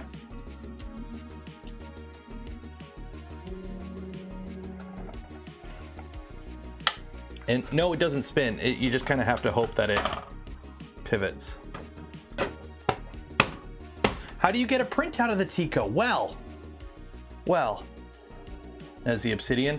No, this ray, yeah, the Kodama or the Kokoni, or is it Kodama? I don't know. There's a lot of failed. Also, if you have for some reason a Kokoni pre-order, cancel that shit right now.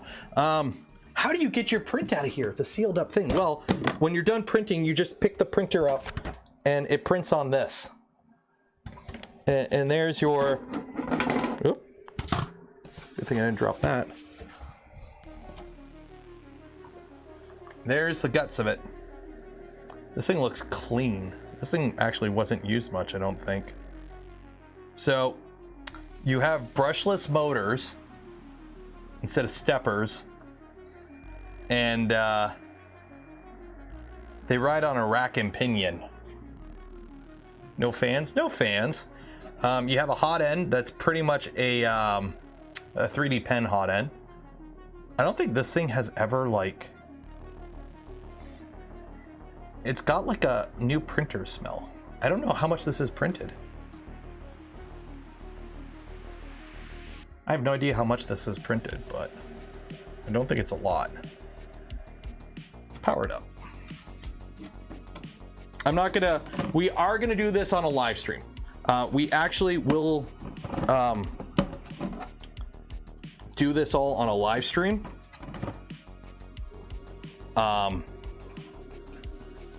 Where is, oh my god, that's the power inlet. Okay. We're gonna play, this will get its own live stream. This will get its own live stream. Can I shove the mini delta in there?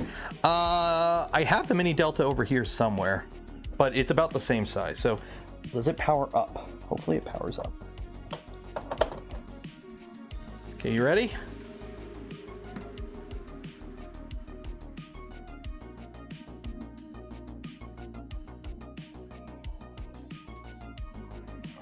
Does it have a boot up time? Oh!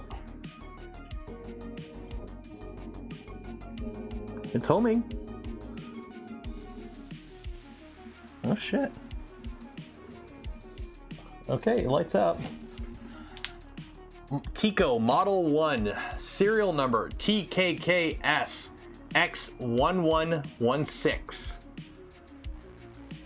Step 1, connect to Tico hotspot. Open your browser. Go to print.tico.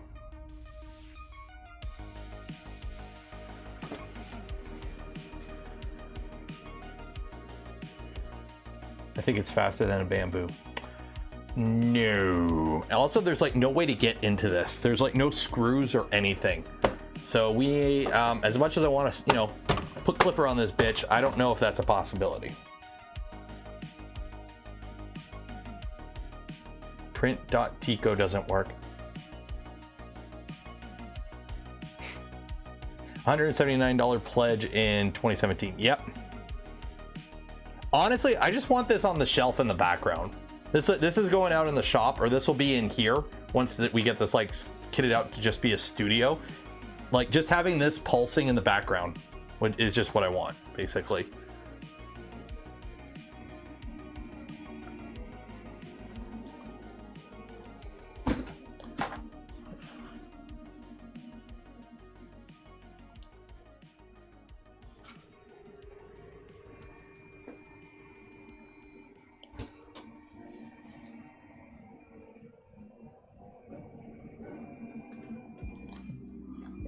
Expensive display light. Well, to be fair, I traded a printer for it, and the printer I traded for it was worth more than this. Let's be honest. It'll be my nano leaf. Like, I'll be honest, this does look cool, but it's shit. It is absolute shit. Like, you know, a 2.5 amp 12 volt power supply, that's all that's powering your printer. I better strap this thing down because it's gonna fly off the shelf. What time are we at anyways? 3:47 already. Okay. Okay. Oh, also, probably be Thursday. Yeah, it'll probably be Thursday. Members live stream. So every month we do a live stream with just the channel members and the Patreon supporters. So this Thursday, it will probably be early afternoon. I don't know exactly for sure when. But this Thursday will be the members live stream for the month. I don't know what we're gonna do yet. Usually we do stuff that's not normal stream content. It'll probably be getting like the garage set up or something. Building a bench or something. I'm going to Home Depot tomorrow to buy a bunch of stuff to build benches. Yeah, if you're a channel member or Patreon supporter, keep an eye out in the Discord and at the community pages on both for the invite link. And if you're not a channel member or Patreon supporter, that's, you know, you click a few buttons, you can fix that. Or you might be lucky and somebody might gift some memberships and you might win. But also you have to be active in chat. So if you're just a lurker who never actually talks in chat, you have a lower chance of winning if somebody, or getting a membership if somebody gives them out.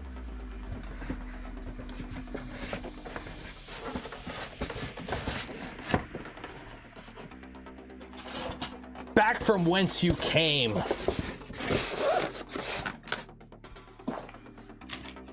Do the Home Depot live stream. I'm not going to stream from Home Depot. I don't have a live streaming setup for IRL. Actually, no, I do have the GoPro. But no, tomorrow I gotta drop the little guy off at school, and then I got a van rented so I can go pick up some plywood and 2x4s.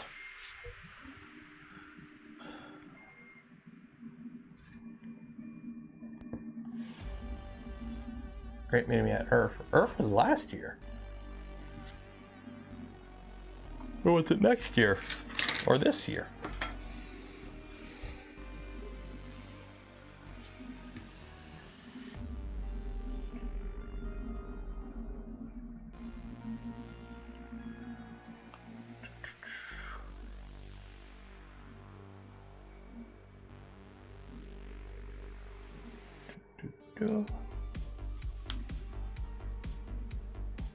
Fan at U-Haul, it's so much cheaper than paying $80,000. I know, that's what I love it. I've got my Sport Track, or my Sport Track. I had a Sport Track. I had a Sport Track a long time ago. So I've got my Subi. Let me do this,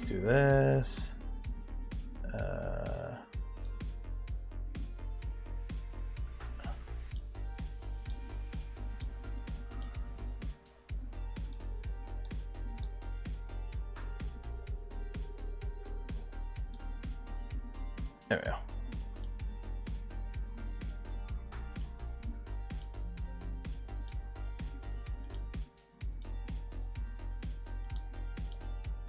I am not meaning to click that. Oh well. So I've got my Crosstrek, right? Blurred my license plate so I don't give it away. So it got all nice and dirty. I love this thing. That was a fun drive down there in that. So anyways, I got that. I kind of wanted a truck. I have to do house things. This was like half the cost of like the cheapest like full-size truck you can get. And so far I've had to do 2 trucks things that I haven't had a truck to do. One of them was get drywall. I paid $60 and they dropped it off at my front door. The other thing is I have to get some like 3 or 4 sheets of plywood and about 20 2x4s and some 2x6s. I'm gonna go Home Depot and pay $30 to rent their van for 3 hours, and then whatever the gas cost of that is. And then I won't need to do truck things probably for a year. I'm okay with that. Am I a pariah for not putting NeoPixels in your stealth burner? No, I don't have NeoPixels in mine either.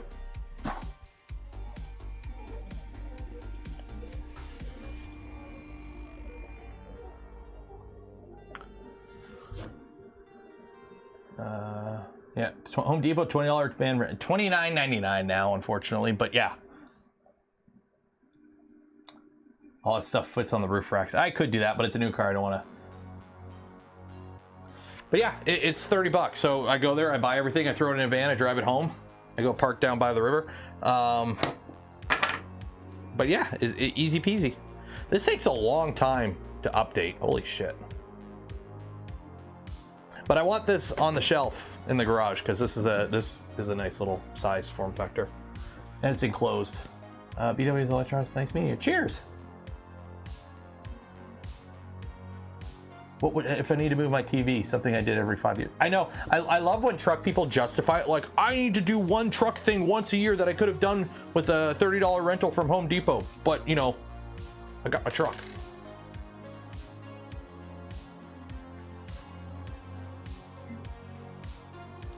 Out of the 3D printer contest. Which contest? There were quite a few contests. So, for those that are aware, I ended up bringing 5 printers to give away at MRRF. I traded 1 for the Tico, 2 I donated to a school group, 1 I gave away for a trivia contest. I basically just tweeted out, hey, come answer a random trivia question and you'll get a printer.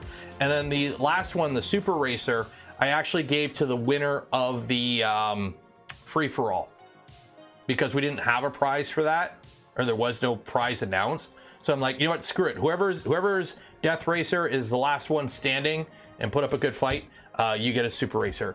And ooh, Fabrico 100. Cheers, Hector.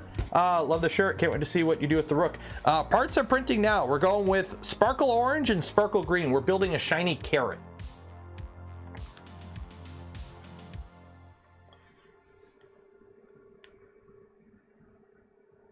No one rents a truck. Oh, if you have a camper, like if you're towing a big ass camper, then yeah, you know, a truck makes a little bit more sense there. But I'm talking about people who buy a truck and like they pretty much just move their butt to work and back, and that's about it.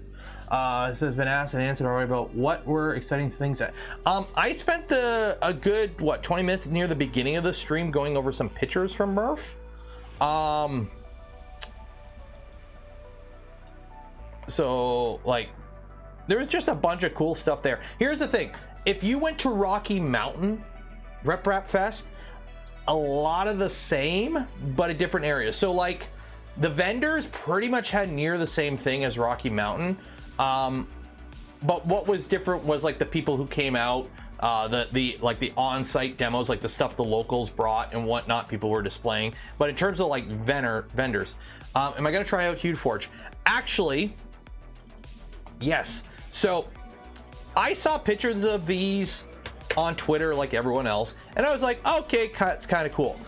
But I actually saw these in person, because this is me recording, at MRRF, and these look badass in real life. They got like almost like a depth to them. And it's really cool. It's not a lithopaint. You basically use 4 colors, and it's a really cool effect. So I probably will be getting QForge to play with. So Obico brought like 100 pizzas. I know, after we bought pizzas. Update finish, confirm. Cool. So now the Cheaty is updated. So let's see here, printers. Do I have it? Cheaty Xmart 3. Yeah, it should be on my network.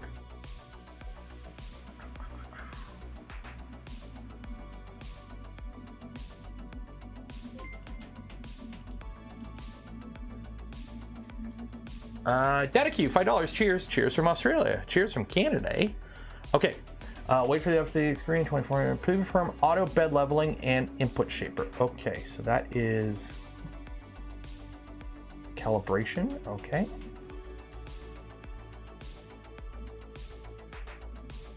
Auto bed leveling. Preheat hot bed to the filament printing temperature. Okay, it's asking me to preheat the bed. Okay.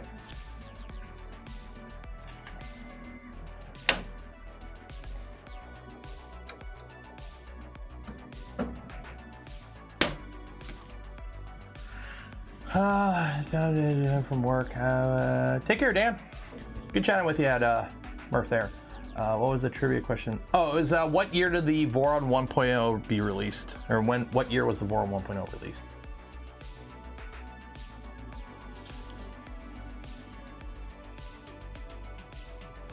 Yeah, and you get free Polymaker filament when you buy Hue Forge. You get like a coupon for like whatever the amount is. Where is my... I could have sworn this is connected to my network.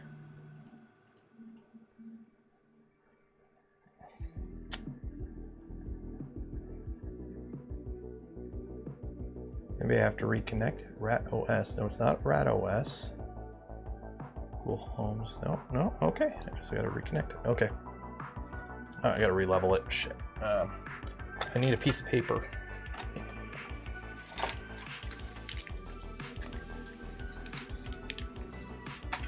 Aha.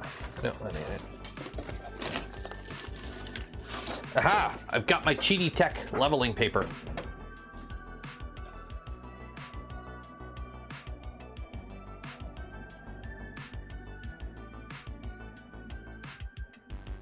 Oh, all wrong.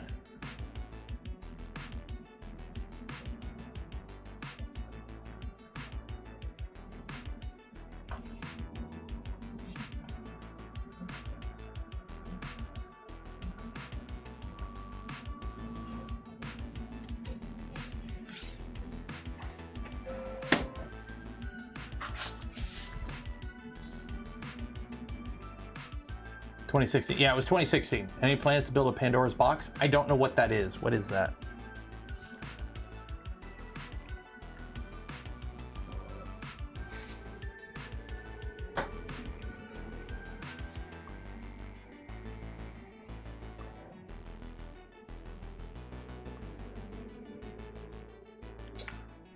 What is a Pandora's box?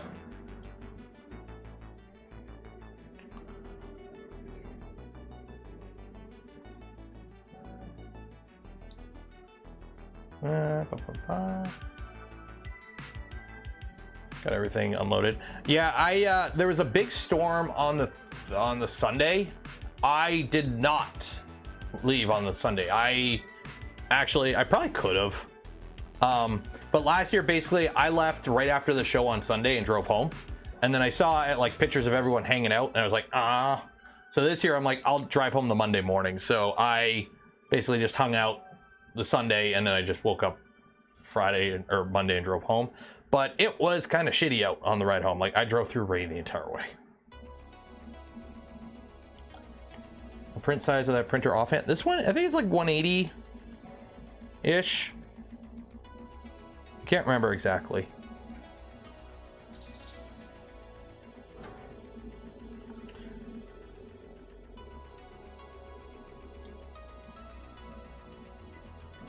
Lots of tornadoes. Oh, that ain't good.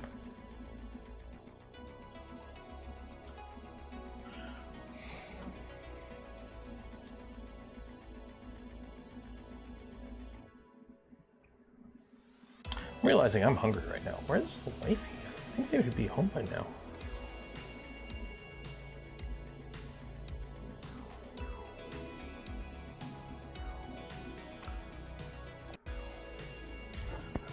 Bamboo has discounts for O'Neill.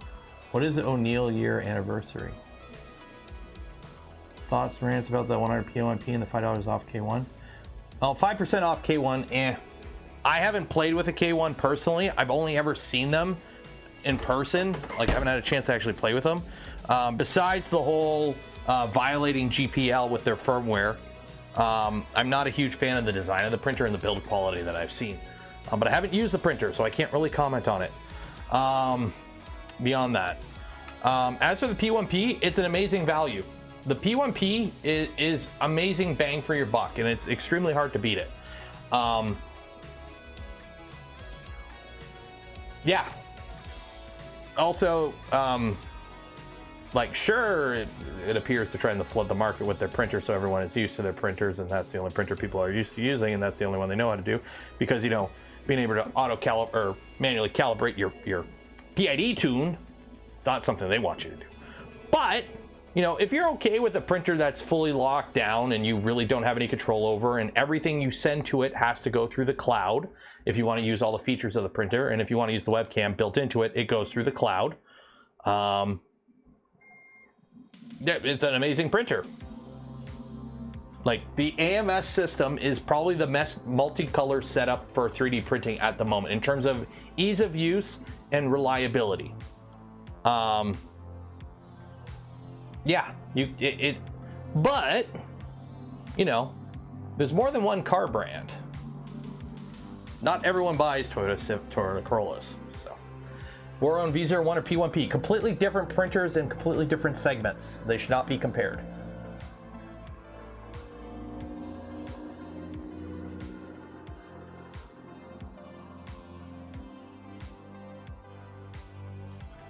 So, like, I've got my X1 here. It's got an AMS. I pretty much only use it for AMS stuff nowadays. The P1P, I barely use anymore. In fact, it hasn't printed in a long time. Carrot, not so good. Well, here's the thing. Do you have a Bamboo? If so, you're running the AMS. If you don't have a Bamboo, you're not running the AMS. The Carrot's fine. I just don't use it because the printer I had it on was an open air printer. Whereas I print mostly ABS. And again, I don't even print a ton of color prints, or multicolor prints, so it's already a niche to me as is. Can't mod it, so can't break it. Oh, you can break it. And if it does break, just remember, you know, if that $3 bearing in the XY axis goes, because all bearings go at some point, especially in a high-speed Core XY system, and you know they didn't blow the budget on high-quality bearings. It's only an $80 XY assembly that you have to purchase, and then you also have to completely disassemble the entire printer to replace. So it's easy peasy. K1 has modified Clipper. Yes, the Creality machines are running Clipper. You know, they try to say it's not Clipper, it's Clipper. And they're violating the source, the GPL v3 by not disclosing source. Have we got the printer kit? I have not yet. It has been acquired, it just hasn't shipped here yet. Sorting it hopefully this week. Bamboo hotends. Bamboo hotends are good. They're amazing bang for the buck. They're not crazy high flow. Like compared, like you're not getting rapido rates out of it or anything like that, but they are a pretty good bang for the buck.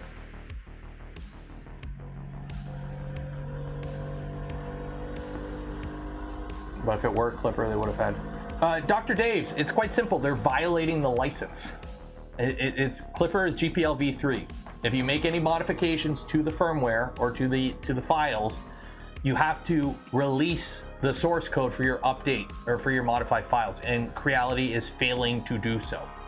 We know it's Clipper. People have hacked, like, bodged their way through their shitty interface to actually just open up fluid on it. It's running Clipper. USPS just dropped off. I'm waiting for my Mark IV kit. Converting a bed slinger to a Core XY could as well be possible. Yes, but a complete waste. Either build one from scratch or buy one from scratch. Taking apart a perfectly functional bed slinger so you can just build a Core XY using some of the leftover parts is not a smart thing in my opinion. Unless you're doing something like a shitty Ender Fire variant. SV06, you're not going to reuse most of it. Other than like motors. Whoop-de-doo. Build one from scratch. Don't waste a perfectly good SV06. Deserves better. Do I have a K1? No, because they've had so many issues trying to deliver them, so.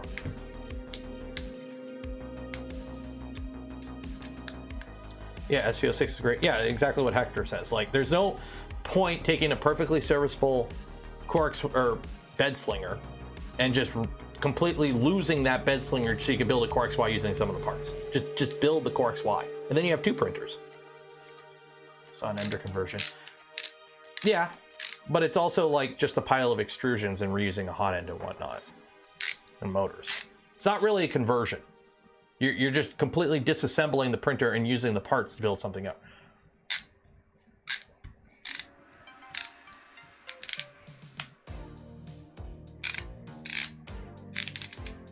It's like I seen is it the Bear mod for the Prusa Mini that just basically turns it into a Prusa Mark III like a smaller Prusa Mark III.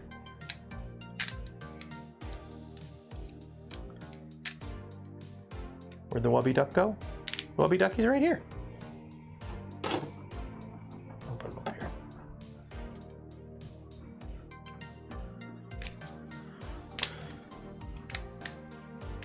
Full V-wheel corks, why I'm like, you can do better. You can do better.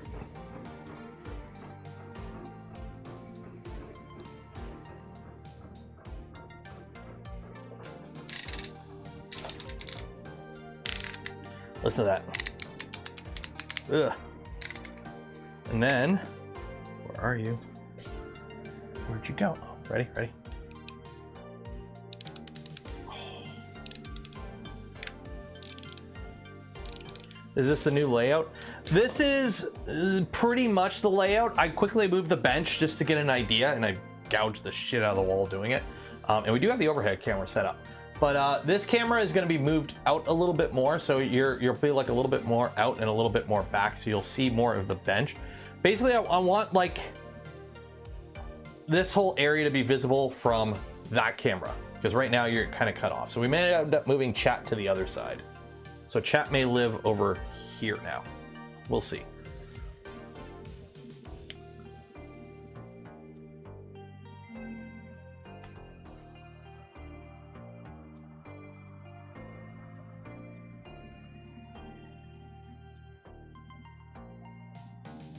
Yeah, I probably actually will have to.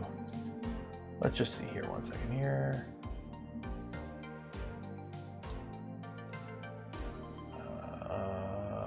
One second. Yeah, oh yeah. So chat's gonna probably live on this side now.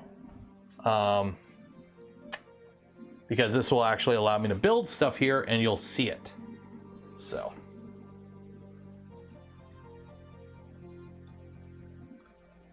There we go. Top left, like over here.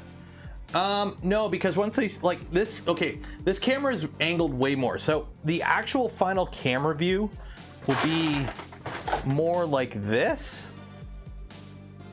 but it'll be shifted this way. It's just, I have it like this because it's in the camera's not in a good spot. I got to bump the camera out more.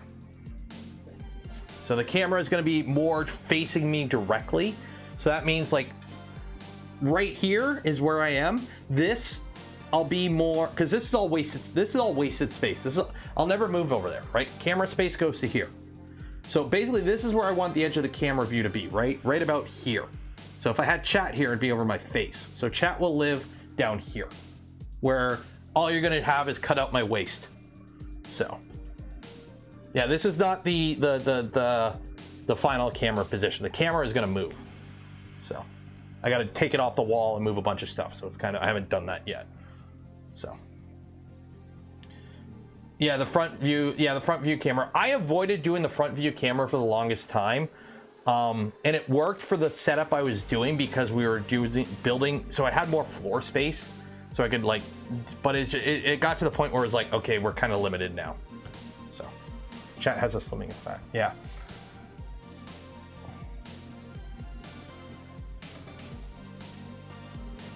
Put chat on a fax machine. Just have a dot matrix printing off chat in the background.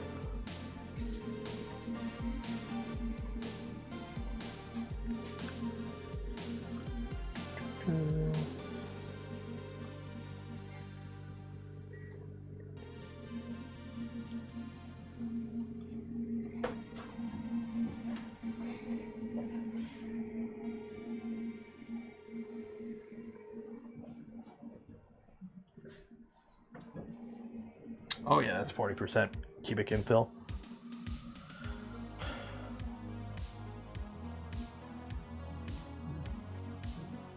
Attach a Trilla chat. I would like, so here's the thing. This printer is staying. This one's going to the garage. The bamboo's going to the garage because it's loud as shit. So garage, and these two are going to the garage. This one's staying. I'll have a Mark IV will be in here. Toasty's going to the garage. Tall boy will be up top. Tall boy shall live again. And go right here. And I might put a delta here too. We'll see. So I'll have more room in the background, but what's going to happen is I would like, because the rep box is going to go to the garage too.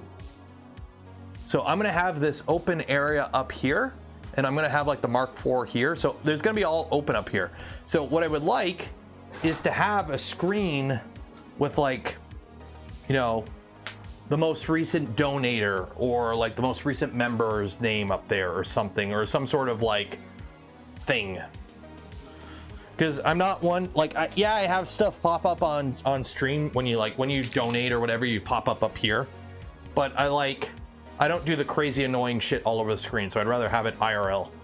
So, is LDO kit? LDO is the only kit I personally endorse. So, yeah, Tall Boy shall live again, and Tall Boy's gonna get tap, and a few other mods. So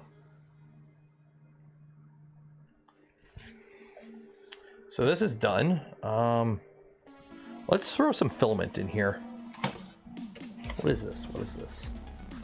That's polymid. Yeah, let's do some bamboo orange. Let's feed it some bamboo.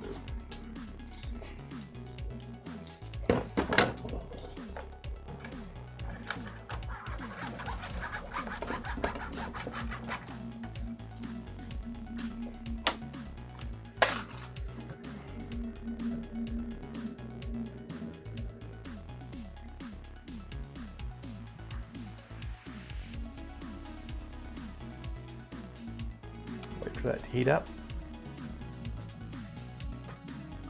on those flap screens. Those would be cool.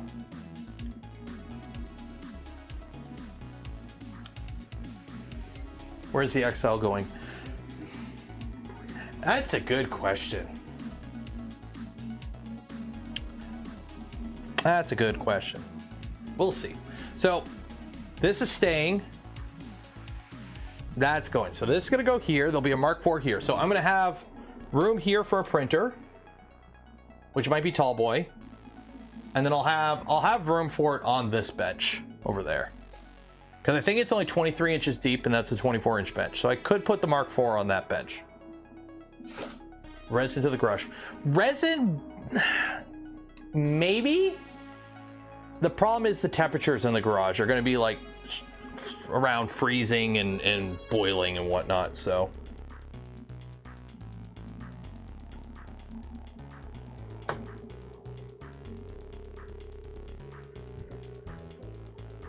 we go.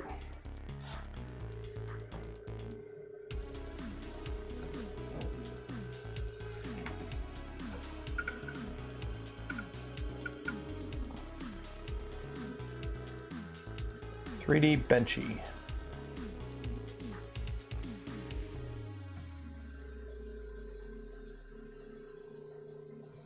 15-minute benchy. Go.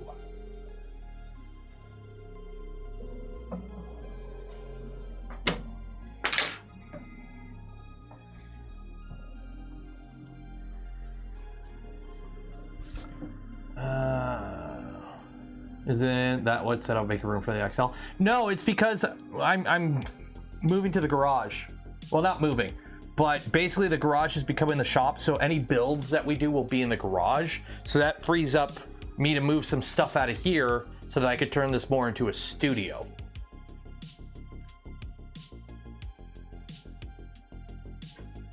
Put a camera on the fridge. No, because that's the fridge is actually out of the set. So you won't actually see the fridge on camera ever. Would you recommend building a 02 before a 2.4? No. 02 is a good backup secondary printer. It's not a, if you already have a larger format printer or larger printer, or a main, what would be considered like a main printer, yeah, go build a V0. But if you haven't built any printers yet and you don't have any printers, or you only have like an Ender 3, a shitty Ender 3, build a V2 first. You'll get way more out of it. Time to build a shed? No. Let's see here.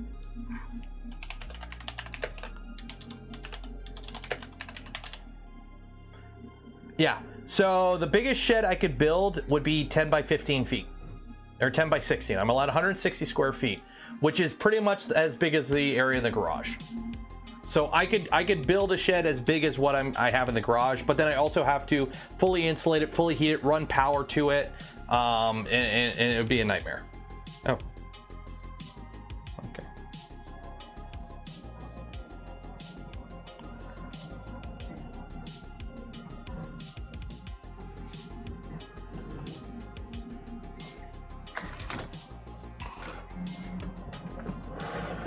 Oh, I'm gonna put you over here with that. I don't have a mold.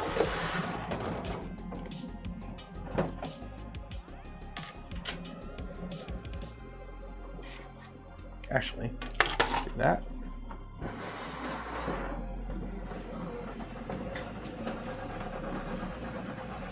There we go. It's printing.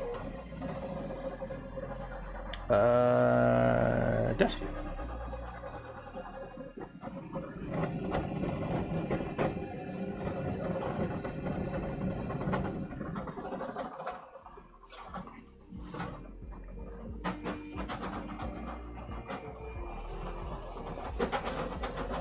What hotend do you recommend? It depends. I really like Rebos.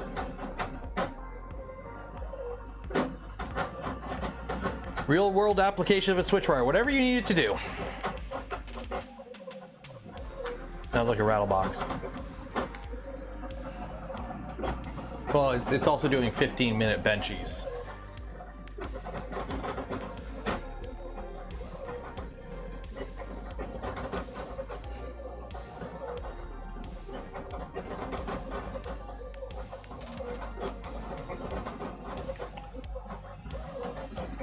Rebo is too low flow. That's why they make Rebo high flow.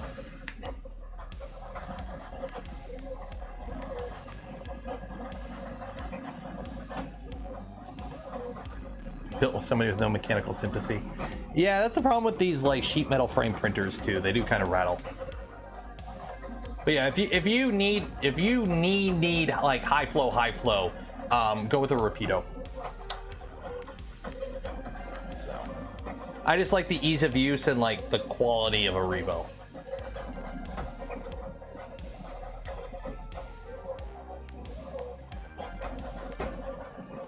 Okay, so wifey's home. It is 4:20. Nice.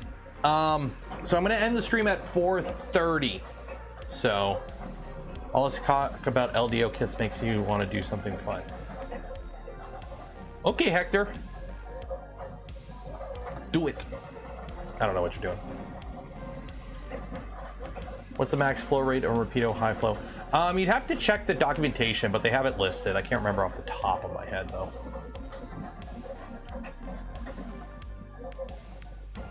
Hector's like, okay.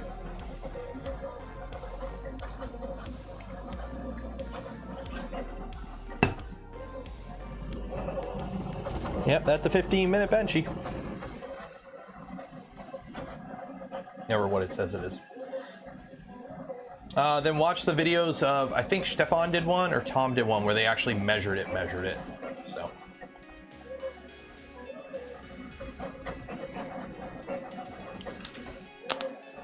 Plus E3D is pretty like realistic with their testing. They don't like, you know, they don't do what another company did and cook ABS at like what 300 Celsius, so they can get higher flow rates out of it. For some reason, I brought this camera to Murph. I don't know why I brought this camera to Murph, but I brought that camera to Murph. I don't know why. I don't know why I did that.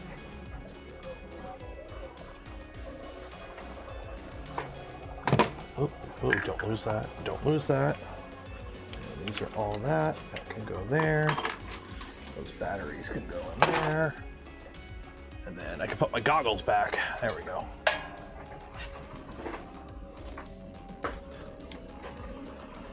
Go fly my tiny whoop in a little bit once I get the garage done, because you know, you may not like it, but this is what peak athleticism looks like in today's day and age, right? Flying that tiny whoop. Look at me, I'm a modern soldier on the battlefield. Actually, these are nowhere near. You'd have more antennas, more long-range stuff.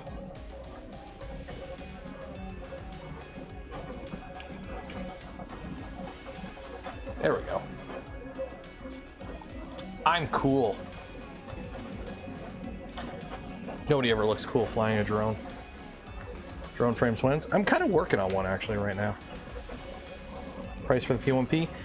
Yes, I was on Twitter when everyone and their grandmother started spamming their affiliate links, so yes, I'm well aware.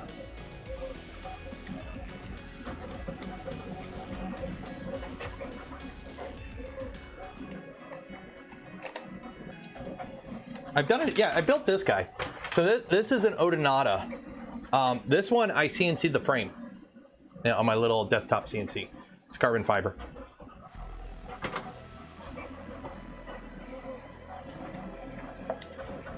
But yeah, these are DJI V1 goggles, and I got the BDI Digidapter, so I can fly analog with them. Yes, I know there's like 1 millisecond, or there's 1 frame delay, or whatever, but you know what? It's better than my EV800s I was using, so good enough. Good enough.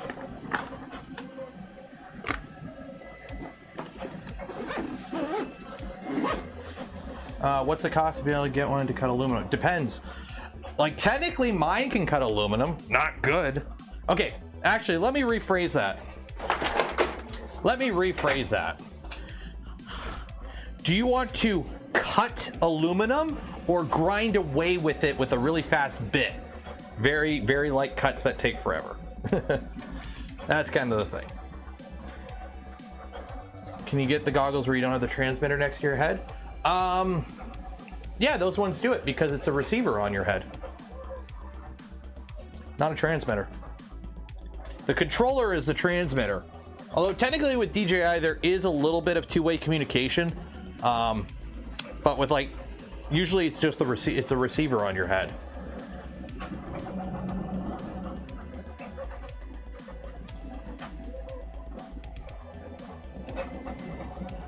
So if you're worried about like the evil, angry Wi-Fi's burning your brain out, it doesn't matter because it doesn't transmit. It receives. So that means the signal is everywhere. Yeah, the transmitter is overhead. This is the transmitter right here. So that's the transmitter. Here's the antenna. So this is your camera, this is your flight stack, that's the brains of it, and that's your VTX, and this is a GPS. And this is a nano, this will do 5 kilometers out.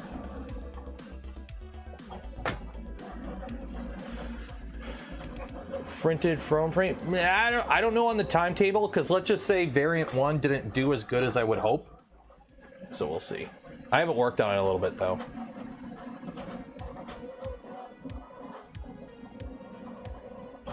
What machine did I use the SpaceX? Oh, that, the V400. Express LRS, you bet. All my quads are Express LRS now. Yeah, they're all Express LRS. Pretty much they're all analog too, except for the one LR4.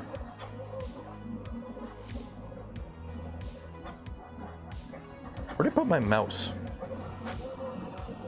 I lost my mouse. Oh, there it is. What are we at right now? We're 5 minutes, so we're gonna do the giveaway in 5 minutes. Link in the video description. Details on the code. What code?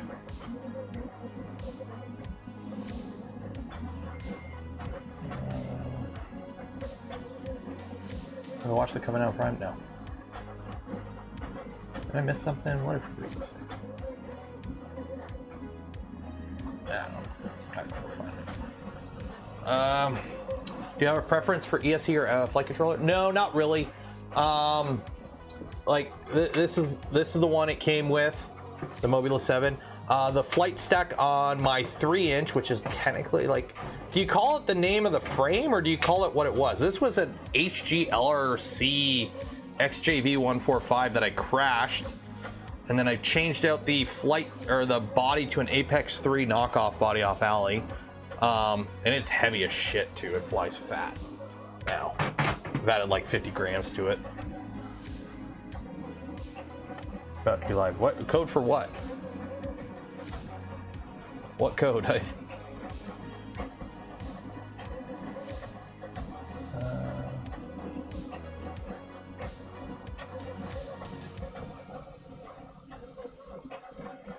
The numbers. Oh, the message you put in Discord. Oh, I don't get Discord announcements. Like if I'm live streaming and you DM me on Discord, I don't get like an @ so I don't see it. 20. Oh, from Fabrico Hacker, 25 off any kit and 25 to Nero 3D donation per kit sold. Oh, okay. Why is the rat rig stopped? Because we're not printing anything on it right now. I only have 2 spools. We're only printing 2 colors for the build. And I only got 2 spools of filament. I can't feed 1 spool into 2 printers, so. Nero, you get 25 off LDO kits and $25 donated to Nero per kit. Okay, Hector. I was planning on ending the stream in 5 minutes, but I can keep going.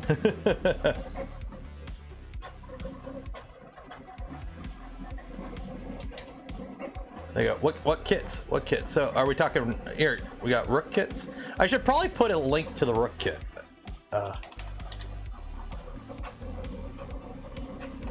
Yeah, here. Let me actually put a link for the Rook kit in the video description.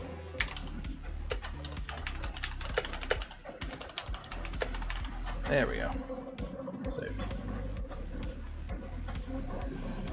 Just wait and cut it.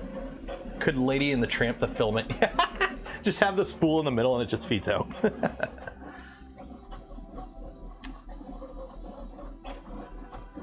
I don't know. Is it for the Rook?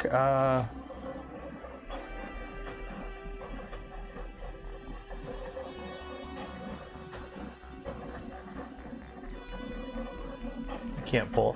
Technically not, because usually the bottom is buried in there and you're not getting at it. I was like, any kit. What's the actual code? Is there a code?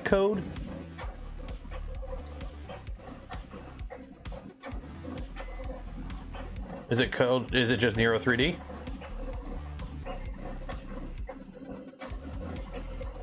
Code is Nero 3D. Okay. Any kit? I'll put it up on the screen.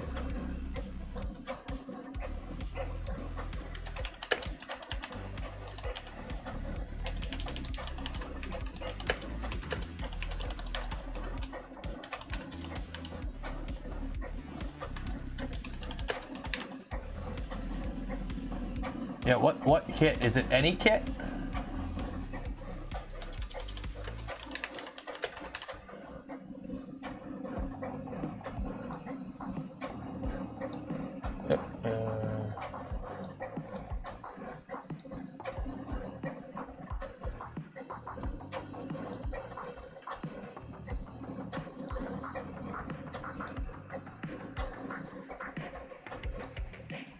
Any LDO kit.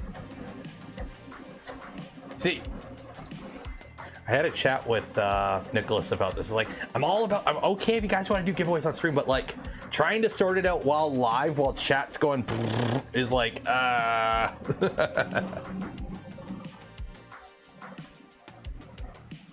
So I'll just put that there, and I'll fix the update. Oh, nothing again. Like, no, it's just, you know, logistically. Prep.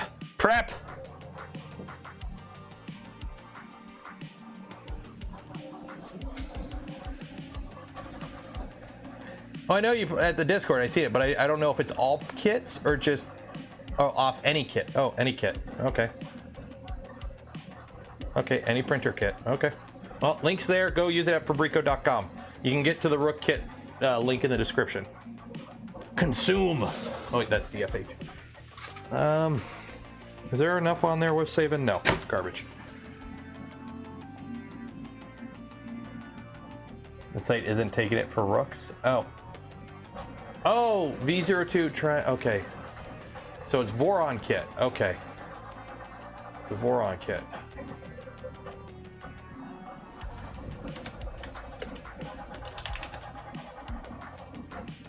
Okay. And micron.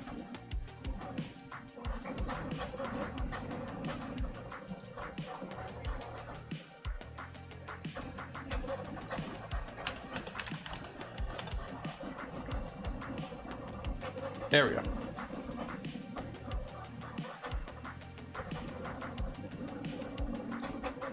There we go. Chidi is loud. Chidi is loud.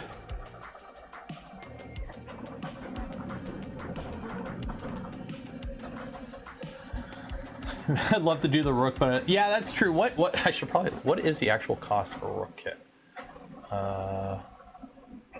$300. Yeah, you'd be losing money on that. The margins on them are thin as is.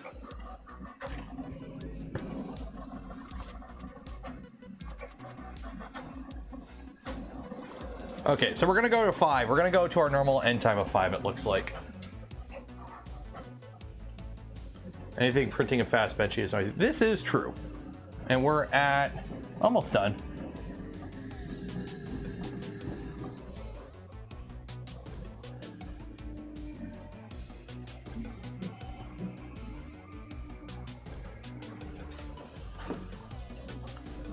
What is a Rook?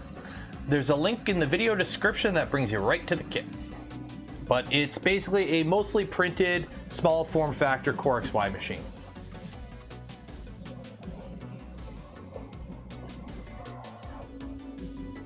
There we go.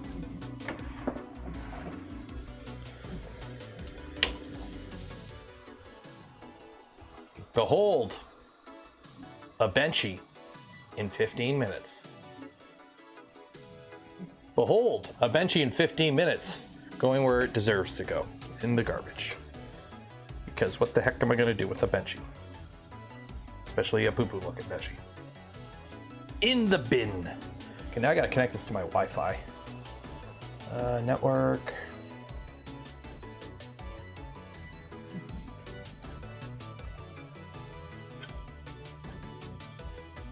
Yeah.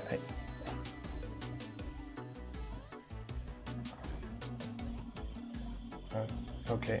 Oh.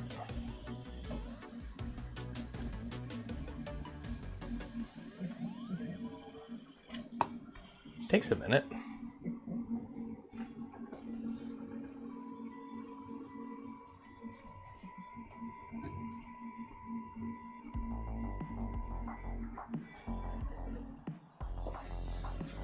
All right.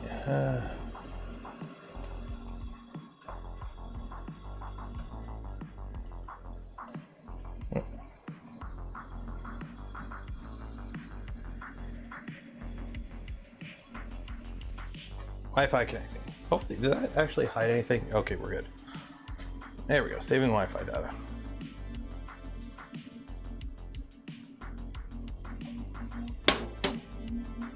There we go. Hey, there we go. See? See, Creality? You don't need to mess with it. You could just leave it.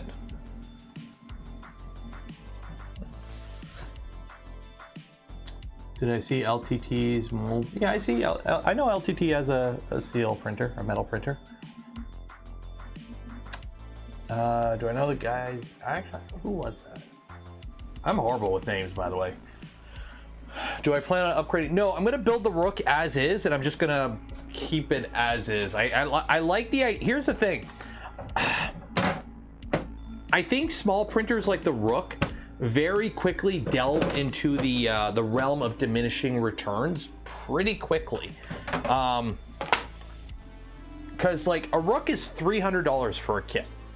Once you start like adding stuff like aluminum extrusions and like you spend more money on it, hey, guess what? It's a V0. Like, but it's not as good as a V0. So you get what I'm saying? Like the Rook knows what it is. It's perfectly content being what it is. It's quite good at what it is.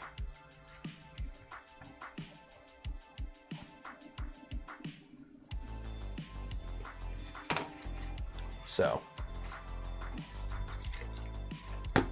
it's like my bonsai. which is built out of scrap parts. It's like, yeah, I could do stuff to it to make it better and faster, but what's the point? The Rook is basically what the V0 was originally going to be. Like the V0, for those that don't know, the Voron V0 was originally mostly printed. The Rook knows where it is at all times. It knows this because it knows what it isn't. And what it isn't is a high-speed printer. High-speed ABS enclosed printer. Is it better than off the shelf? Well, here's the thing. Once you start going, wow, I really got to change this camera angle. It's way too high.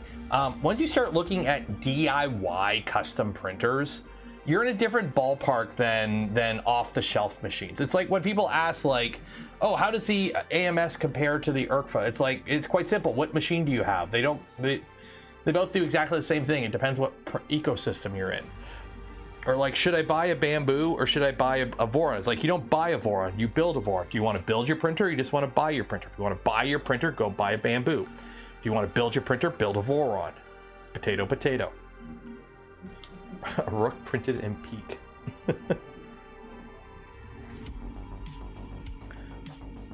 Oh, that's where it went. Hey, I found my Chimera. Sorry, E3D, for never actually using it on anything. You want to send we'll send you a Chimera, you can use it on something. Okay, and then what do? I probably forget about it. What is all this? What do I have in here?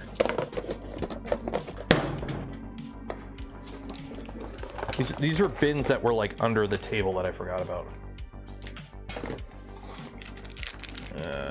Gimbal. Temp limits of the Rook. Well, a lot of people print about a PLA, so open air, PLA, and PETG is pretty much it.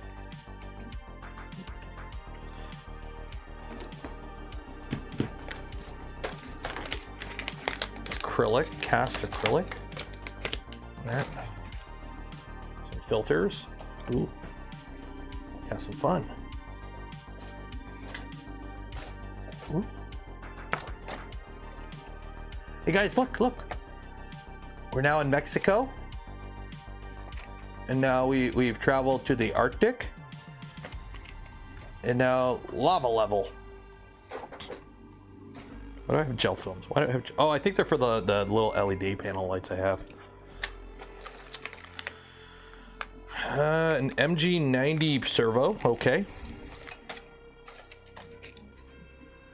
Pins. What are these kits from? That's a lot of magnets. Holy shit. What is this kit from? I have daylights?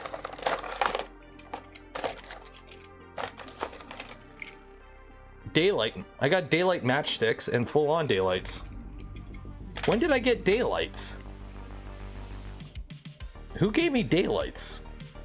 Okay, I've got daylights. That's good. That'll go in a printer, I guess. Probably in here. Or the matchsticks. When did I get these? Okay.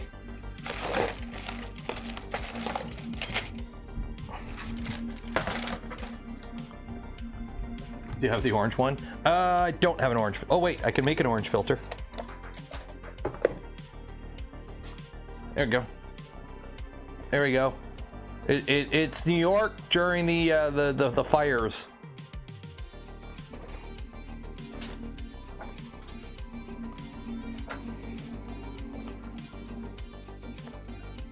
For the V0. Yeah, but you can change it. P1P is permanent. That means they probably paid off their tooling. I want to think about it. That, or they're just trying to fill the market. Because here's the thing, like, you want people using your product and you want people to continue to use your product. Well, if you get people into an ecosystem where the way you do it becomes the norm, people will keep buying your stuff because that's what they're used to. It's like Apple. People buy Apple computers because they're so, like, don't get me wrong, Apple makes good stuff, right? But a lot of people stick with Apple because that's what they know, because it's different than Windows, and you can't just run Windows on it. You know, it couldn't be that simple. So on a Bamboo machine, you use a Bamboo machine because it just works. You don't need to PID tune it. No, you don't need to modify it. It just, you unbox it, you print, you unbox it, you print. But if you have a whole group of people that they only ever use those machines, they'll just keep buying those machines because they, you know, on this, oh, you got to run a PID tune. Oh, you got to, you know, you got to calibrate stuff. You got to adjust stuff. You have the ability to, or you just hide it. Heard a parallel. I know of it. It's like, yeah, yay, an interface layer that breaks stuff. It doesn't have full compatibility, and I don't even think it works on Apple silicone.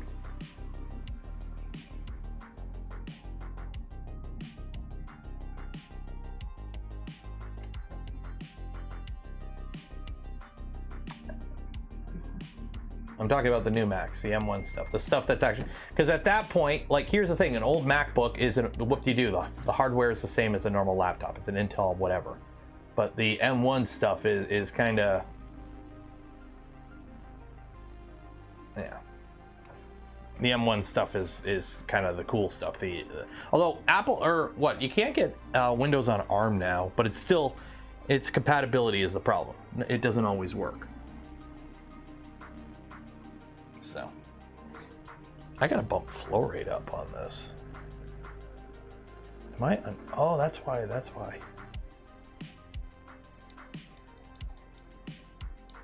There we go. EM2. Yeah, I would love to play with a Mac, like get an M2, especially like the laptop. The problem is I cannot justify it for any sense, because the only time I would use it would be when I travel. And I don't travel enough, nor do enough editing on the road to justify a MacBook.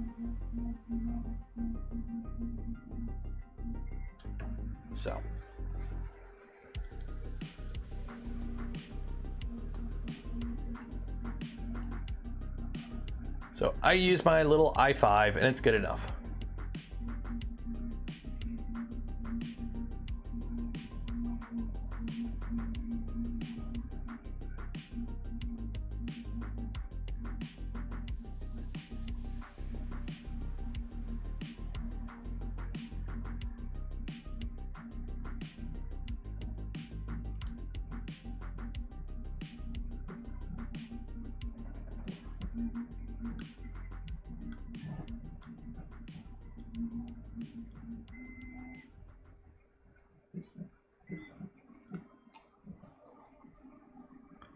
The experience is worth the buck. I don't know about you, but I like being able to play like Cyberpunk at like, you know, 100 FPS with like maxed out settings. You know, I like to be able to play my games at, you know, beyond slideshow performance. Or hey, in my case here, you know, just plug in a PCI Express HDMI capture card, or just, you know, more SSDs into the computer. That's great to have. Or upgrade my video card. Or, you know, not spend $250 friggin' dollars for 16 gigs of RAM that I can only upgrade when I buy it, and I can never upgrade it afterwards. Yeah, there are very real downsides to the Mac ecosystem, in my opinions.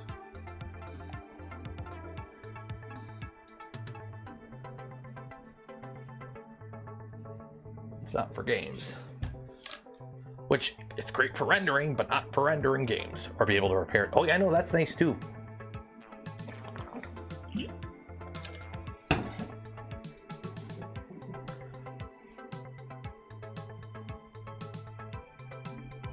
Around 4 megs. Oh, I remember that now, but like, right now, again, I'm looking at buying a computer for the garage, and it's like 16 gigs of RAM, 40 bucks. But if it was an Apple, it'd be 250.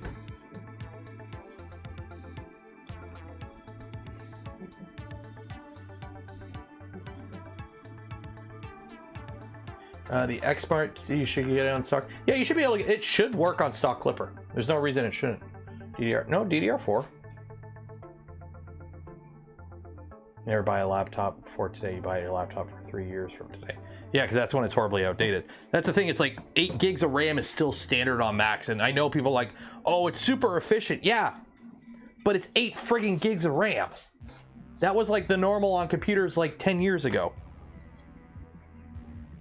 Actually, no, not even. That was like 6 years ago. Like, and the fact that you're fully locked into it and you can't upgrade it, it's like, yeah, the programs are super efficient now, But how are the programs going to be in 4 years, 3-4 years?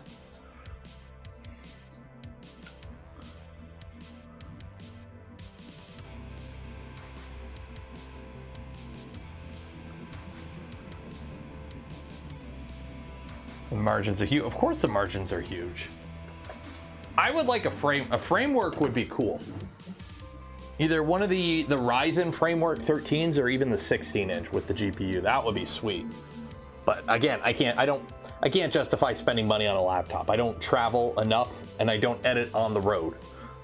So, yeah.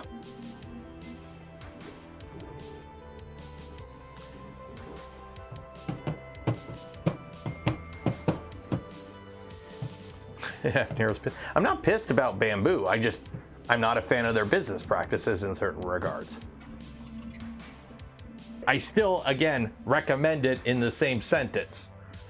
It is a machine for some people, but it's not a machine for every people. Like everything.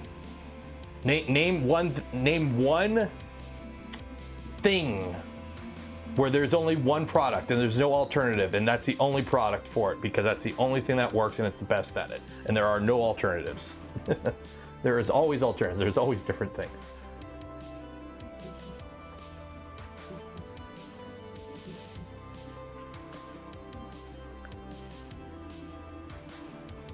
Get a cheapo laptop remote, and there you go. Forum Labs SLS. Okay, to be fair. Toyota. I don't know, I drive a Subaru, but then again, a Subaru is half Toyota anyway, so.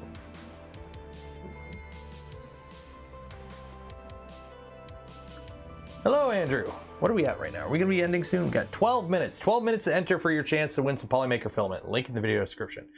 And parts have no alternative. You can't get hot ends.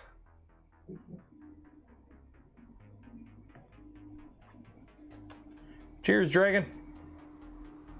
X1 Carbon versus V 2.4. Do you want to build your printer or buy your printer? There's your answer. Snap-on tools. I built multi-million-dollar injection molds with tools I bought at Canadian Tire that I took torches to and grinders to make them fit. Prusa XL. Yeah, the Prusa XL was there. I don't think I spent more than like 2 minutes at the Prusa booth because I've seen it all already. Like, I was at Rapid like 2 months ago, like talking with Joe about the printer while it was right there. Hardest part? Make sure you read the manual first. Don't jump into it. The hardest part is the part you skipped. I want to own my printer. Well, you do own the Bamboo. Until, like, you know, they lock you out. Which they probably could do if they really wanted to, which I don't like that being a possibility.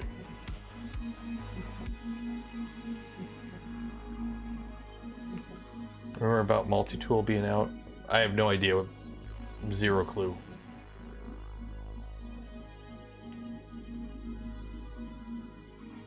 Tinkering. Well, here's the thing. Like, it depends what you do. Like, I did a poll on my channel like a couple weeks ago. How much do you print? And 90% of people print less than 5 spools a month, and half of people print 1 spool or less a month on average. So most people in this hobby don't print an absolute shit ton of filament. So like even me, we had 3 printers running in here. That's the first time I've had 3 printers running in this room at one. Actually, no, when I was printing the blaster or the Nerf blaster, I had 3 running. But like, I haven't printed anything since that blaster, really. So it depends. What's the quality of the print? The same. All modern 3D printers, if you take the time to tune the profile right, will print good. And they'll all print within margin of error of each other.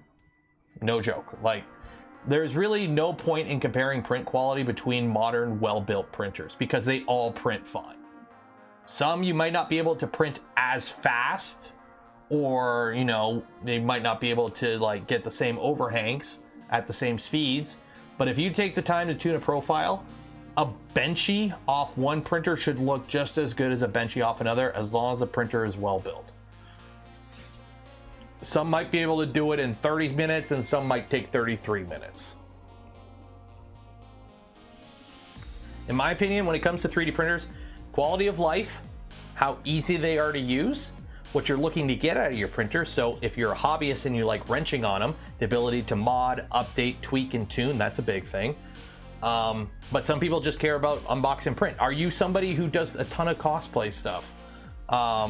Or you print models, like you design and print models. You don't care about the printer, you care what the printer does. In that case, yeah, something like a Bamboo makes a heck of a lot more sense. But somebody like me, who likes to tinker, mod, and wrench, Vorons, Rat Rigs, Prusas, they make more sense. Not all printers are for everyone. All printers are for somebody though.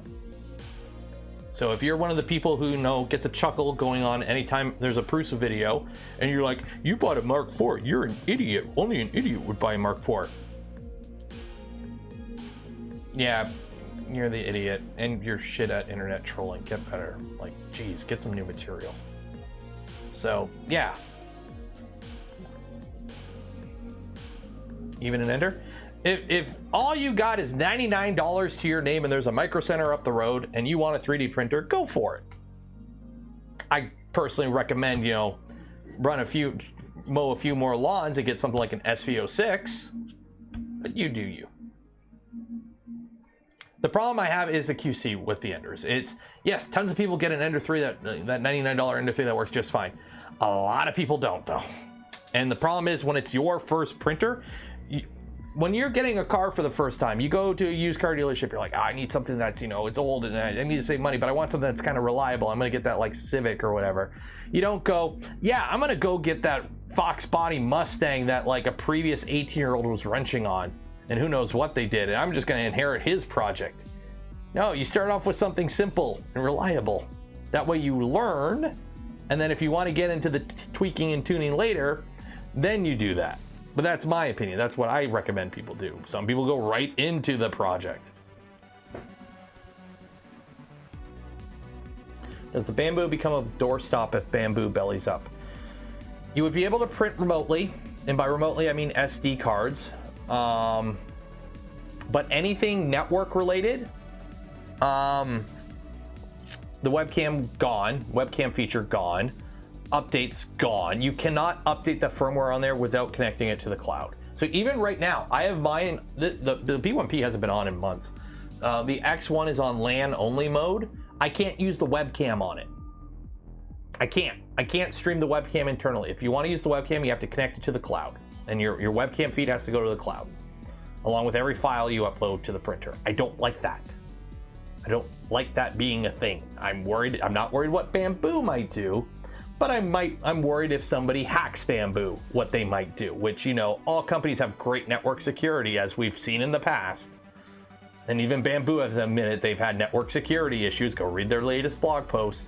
So yeah, I don't like, having the printer be connected to the cloud at all times to use all the features. So if Bamboo goes under, the printer becomes a lot less usable. Now they've said they'll open source everything. However, if the company goes under, it's not up to Bamboo to decide, it's up to creditors to decide. And the creditors aren't going to let closed source IP and patents just magically go free for no cost. They're going to sell it to somebody else who won't open it, because why would they? That's it. Business. That's how business works. That's how mafia works. So let's print our super secret prototype on a Bamboo. Yeah, I seen a tweet about some naval class that was using the Bamboos, and I'm like, my brother in Christ, you need to get some network security, some SIGINT intent or whatever the heck it's called, guys, talking to you, because you are breaking a ton of rules.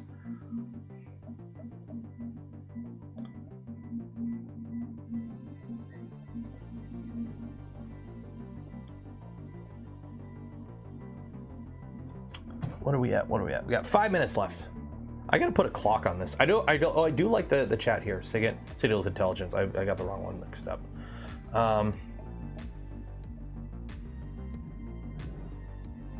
China's. Now all of China knows what you have printed. Mulan. Oh, OPSEC. That's what I was going for. OPSEC. As somebody who, did do pew pew stuff for a couple years, you think I would remember that.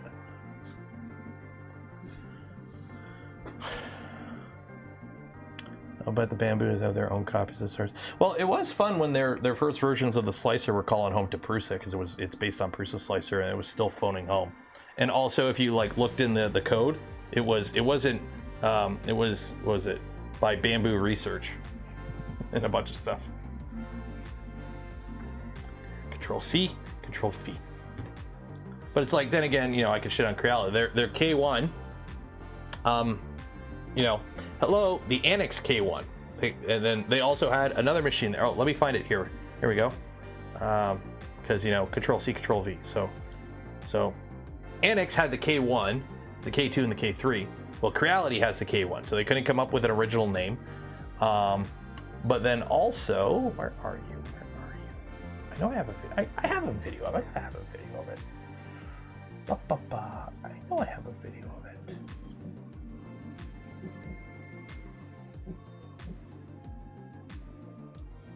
No, that's not it.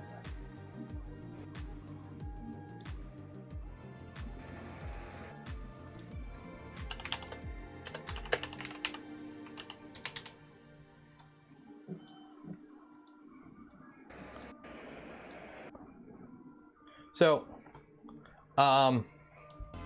this is like an internal printer that Creality had at the show.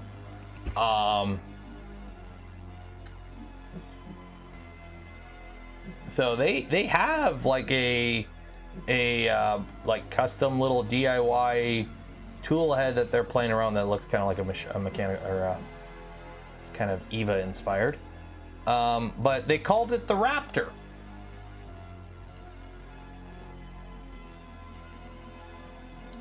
Like, come on, you can't even think of a name of a printer on your own. You got to copy somebody else's. Careful with the display. You can see the reflection. What display? What display reflection? Oh, this? No.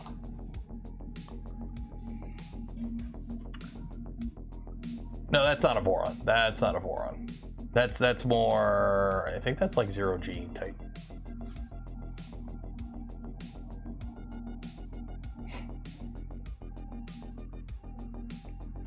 I mean, like, you can't even think of a name on your own.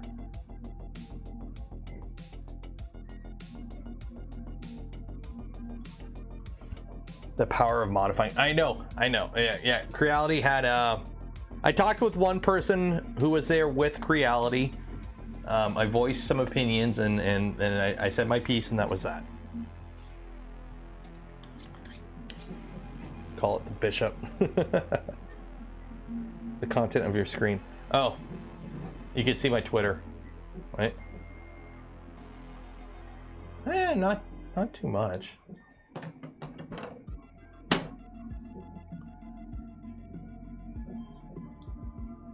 I can't see anything reflected in that door. Are you talking about this screen? No, that's not being reflected. What's being reflected? What screen? What screen is being reflected?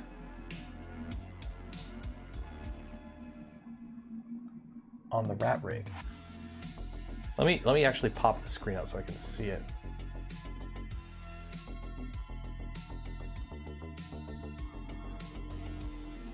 Oh, this screen. Oh, well, you can see Twitter.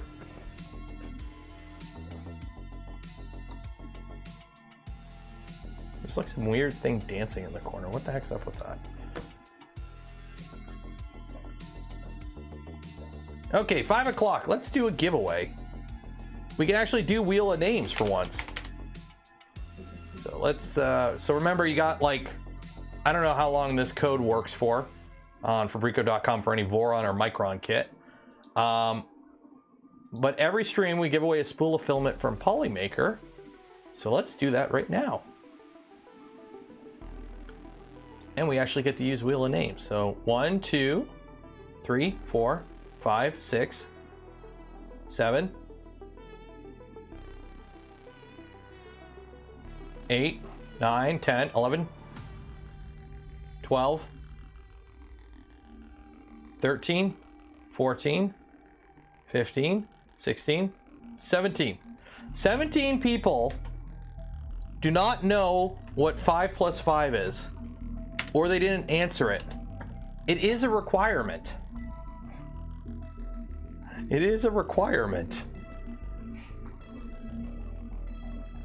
So if you thought you were cute and put like some random number to be cute, you're gonna get disqualified. Simple as that. Okay, yeah, somebody give me a number between 4 and 20. A number between 4 and 20. 8. That works. 1, 2, 3, 4, 5, 6, 7, 8.